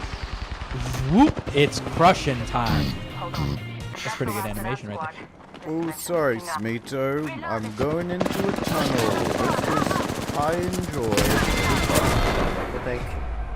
Close your peepers, Newt. They look like dropped mince. Sword VP.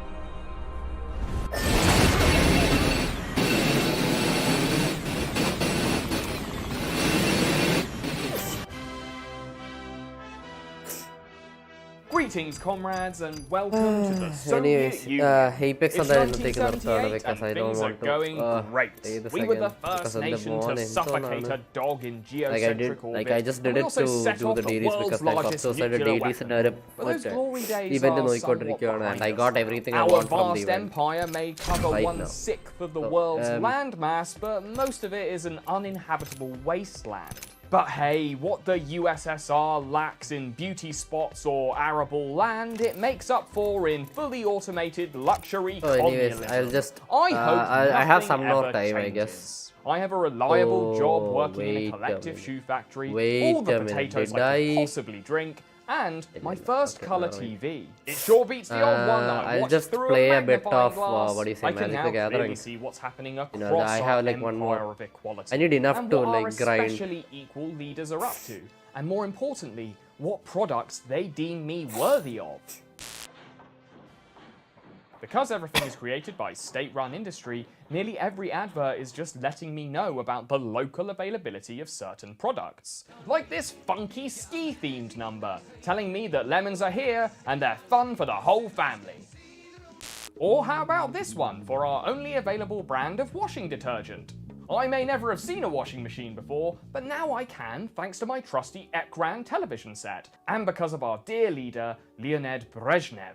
I haven't seen him a lot on my television lately, and there's rumours that he's sick, but I'm sure he's just busy. After all, our brave Soviet troops are currently fighting extremists in Afghanistan, who you might know as the good guys from Rambo 3 or the bad guys from 9/11. I'm sure they'll be no match for our mighty Red Army. I mean, they haven't been stockpiling nuclear weapons and guarding German concrete for nothing, right? Thanks to military overstretch and our barely functional factories, we don't have quite as many consumer products as people in the West, and the ones that are produced are usually snatched from the factories by corrupt officials before they even reach the shelves. So the only place that I see many of these products are on TV. Like this bizarrely erotic carpet advert that looks like it was filmed next to a load of sewage runoff. In 1982, I see Brezhnev on my screen again. He's alive and raring to go at our annual October Revolution March, which is confusingly held in November. And then we see Brezhnev again just 3 weeks later, at his own funeral. But before his death was announced, the only thing that was on Soviet television was this. A 4-hour loop of Tchaikovsky's Swan Lake. It often gets played during times of political instability. That way our brave and intelligent leaders make sure that we get the correct information that they want us to hear. After Brezhnev went up to the great gulag in the sky, we were left with a bunch of leaders that looked about as fresh as the ones that we'd embalmed and put on public display in the 1920s. First comes Yuri Andropov, a familiar face, and plus his hairline was comforting, as it was proof that something was recessing worse than our economy. He dies 15 months into his leadership, and then is replaced by the even older Konstantin Chernenko, seen here adopting the T-pose to assert dominance. But then he keels over just 13 months later. By 1985, we needed someone with some fresh blood. We were introduced to the new General Secretary of the Communist Party, the Gremlin in the Kremlin, Mikhail Gorbachev. At a sprightly 56, Gorby is young and his head is covered in ideas. Maybe this guy can change things,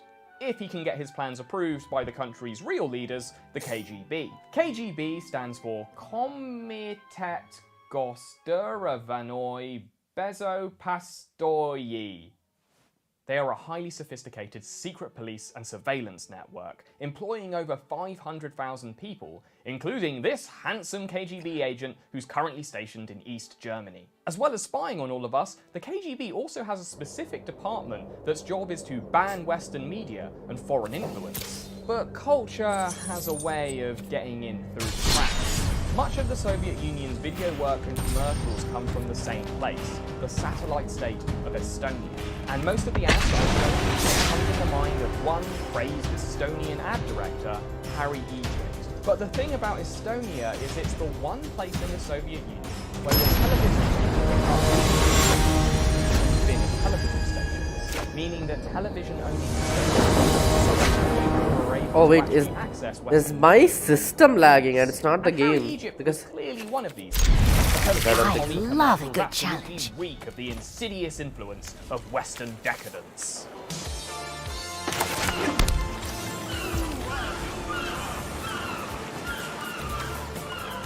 But when Harry wasn't committing blatant plagiarism, he was at the local beach, increasingly experimental commercials. Like this one, which is inexplicably trying to sell you shoe polish.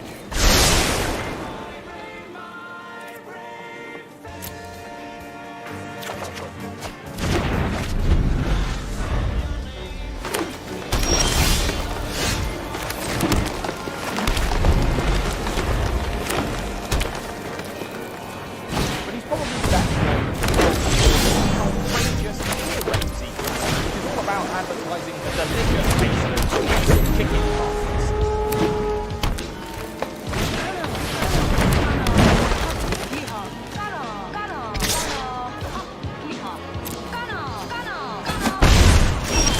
Wasn't that great? As my hats off, young leader Mikhail Gorbachev decided to bring widespread reform to our nation. It was already perfect, and he was about to improve it. The whole of the USSR got a light dusting of democracy, as a few party officials were directly elected for the first time. They don't have much responsibility, but they exist. And this is how we feel like that they can actually criticize the current system. Not me, of course. I love it. Gorbachev also allowed foreign firms to set up this system. And by the adverts for that dirty capitalist swill water known as Pepsi. But I wouldn't buy it, even if I could. I'd rather just sit back, relax, and watch Russia's longest-running animated show, Well Played, in which a wolf attempts and fails to devour the slain big-eyed fight. But he's usually outwitted by our nation's superior manufacturing prowess or our honourable secret.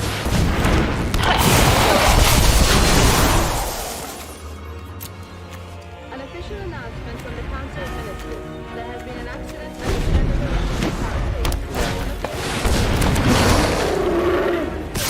Electric Power Station. Well, that was short. I'm sure they've got everything under control. Back to the app.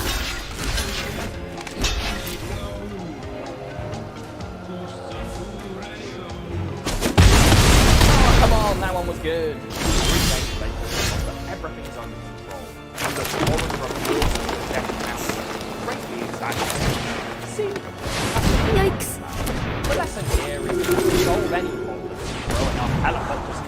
suffering at it. The level of the radiation in the area of the power station and the immediately adjacent area still remains dangerous to the Delta people. The highest priority task right now is to eliminate the consequences of the accident. You know, I'm starting to think these fuckers are lying to me. The Chernobyl disaster really undermined confidence in the Soviet Union. On top of that, we're still fighting in Afghanistan. Apparently, someone armed those extremists with a bargain bucket of anti-aircraft missiles. And now I think about it generally, this whole communist thing is starting to look a little creepy. I'm watching murders, cars, and speedboats that I'll never feel before. I don't really feel like going to work, and a lot of people agree with me. I'd rather just sit back. And then I can see that some of my countrymen are being a bit more proactive. Because, I mean, if you're not working, I guess you might as well be protesting. There are strikes and demonstrations across the Soviet Union, especially in the Baltic states like Estonia. But unlike our previous leaders, Gorby isn't as enthusiastic about transforming protesters into a cloud of human mist. With uprisings going conspicuously uncrushed, people are emboldened. On TV, I even get to see someone directly heckle Gorbachev. 12, fuck KGB. And I wish there was a lot more of this stuff. A very functional alcoholic Yeltsin now holds public office. He doesn't have real power, but that's probably a good thing. He's always about to be popular. But I like what this Boris has to say, and so do a lot of people, including these guys. In the same year that the USSR triumphantly retreated from Afghanistan, it also truly decided to let I should attack with this guy, okay. And we're all pretty much glad. That thing was a nice. It was also really expensive to run. And, you know, reasons for this. After being drink-fed for the better part of the decade, already Moscow got its first McDonald's in hadn't seen since that morning's bread line. But the boys over at the KGB weren't as excited about the reforms. They started to see their central power getting sapped away, they blamed fortune. Hey, and they had a point. Maybe we were all a little overstimulated with all these new products, and to be honest, that is maybe what we all needed is another continuous loop of Swan Lake. This is what is present in every as the KGB, the Red Army, do what Russia does best. A good old-fashioned coup. They joined forces specifically to take us back to the glory days of gulags and gout. When the news returns, Gorbachev is nowhere to be seen, and it's pretty difficult for the newsreaders to pretend everything is normal when there are hundreds of tanks rolling around. When they show themselves, they look like a bunch of clones. They tell us that Gorby has come down with a nasty case of flu. No one takes these people seriously. They're anonymous. They're nobodies. I haven't seen them on my TV before, but I have seen this guy. On the day of the coup, Boris Yeltsin sobered up for long enough to jump on a tank in Red Square and give a He called an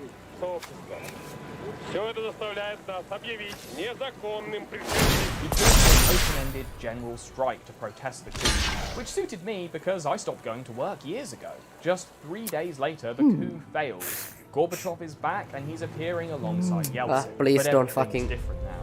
The centre... On Christmas Day 1991, it's over. Despite all his reforms, Mikhail Gorbachev resigns from office in disgrace. But he does get to live every underappreciated world dream and set fire to the whole place on his way out. He announces the dissolution of the Soviet Union and the rise now I got, you know. of the Federation. The Soviet flag is lowered and suspended in the last time. I watched it on TV and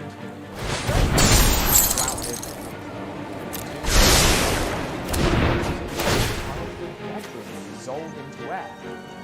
Surely, after this, nothing can be the same. Greetings, fellow capitalist pigs. Welcome to the Russian Federation. 1998, and things are going great. Our currency might be worthless, but we're propping up our economy by pumping swords out of Siberia and dumping guns off the coast of Libya. I haven't seen much of our British president or sick, but I'm sure he's just busy busy. The last time I saw him, he was getting loaded. I think I was. I think I went here. KGB got into the capitalist. Doing a successful rebrand in the mid-90s, they're now known as the FSB, led by this guy. What's his name? He's prime minister, but life moves pretty fast. Until we meet again, Planeswalker.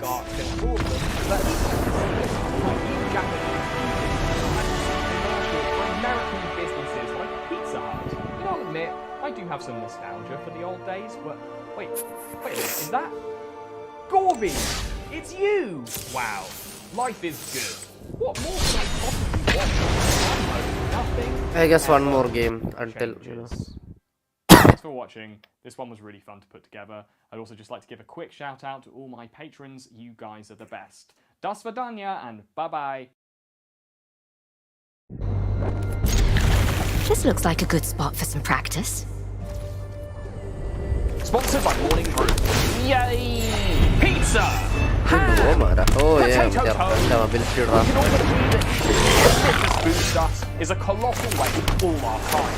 For centuries, man has looked at his plate full of delectable meals and thought, how can I avoid this necessary and joyful function? Well, wonder no more, because thanks to the thriving meal replacement industry, chewing is a thing of the past. From powders to pills to shakes, bars and balls, you'll never have to lost your taste buds again. But it's taken us a long time to get to this non-nutritional revolution. And the idea of eating tasteless grey mush instead of foods goes back longer than you might think. The first true precursor to meal replacement was a stodgy pile of fat-fried moose meat known as pemmican, derived from the word pemmican meaning manufactured grease. First concocted by Native Americans, it was made from a mix of moose meat, tallow, and dry berries, and was used as a survival food. A high-energy snack for long, arduous days where alternatives were available. Much like America itself, pemmican was yoinked by European settlers and then plundered for profit. It was especially popular among fur traders operating in the North American prairie regions, who eventually packaged it up and sold it on. It was also adopted by figures from the heroic age of Antarctic exploration like Ernest Shackleton and Captain Robert Scott during his ill-fated Terra Nova expedition. In fact, when Lawrence Oates famously declared that he parted some time before voluntarily walking to his own death in the Antarctic tundra, his team still had plenty of supplies worth of pemmican, suggesting that the choice between consuming pemmican and a horrific death by freezing was for some a tough one. There are certainly better ways to start your morning. Until recently, I used to spend my mornings pretending that they weren't happy. But then I discovered Morning Brew. No, not that one. Morning Brew is a free daily newsletter delivered Monday to Sunday, straight into your inbox. It gets you up to speed on everything in business, finance, and tech in just 5 minutes. That way you have time in the morning for all sorts of activities.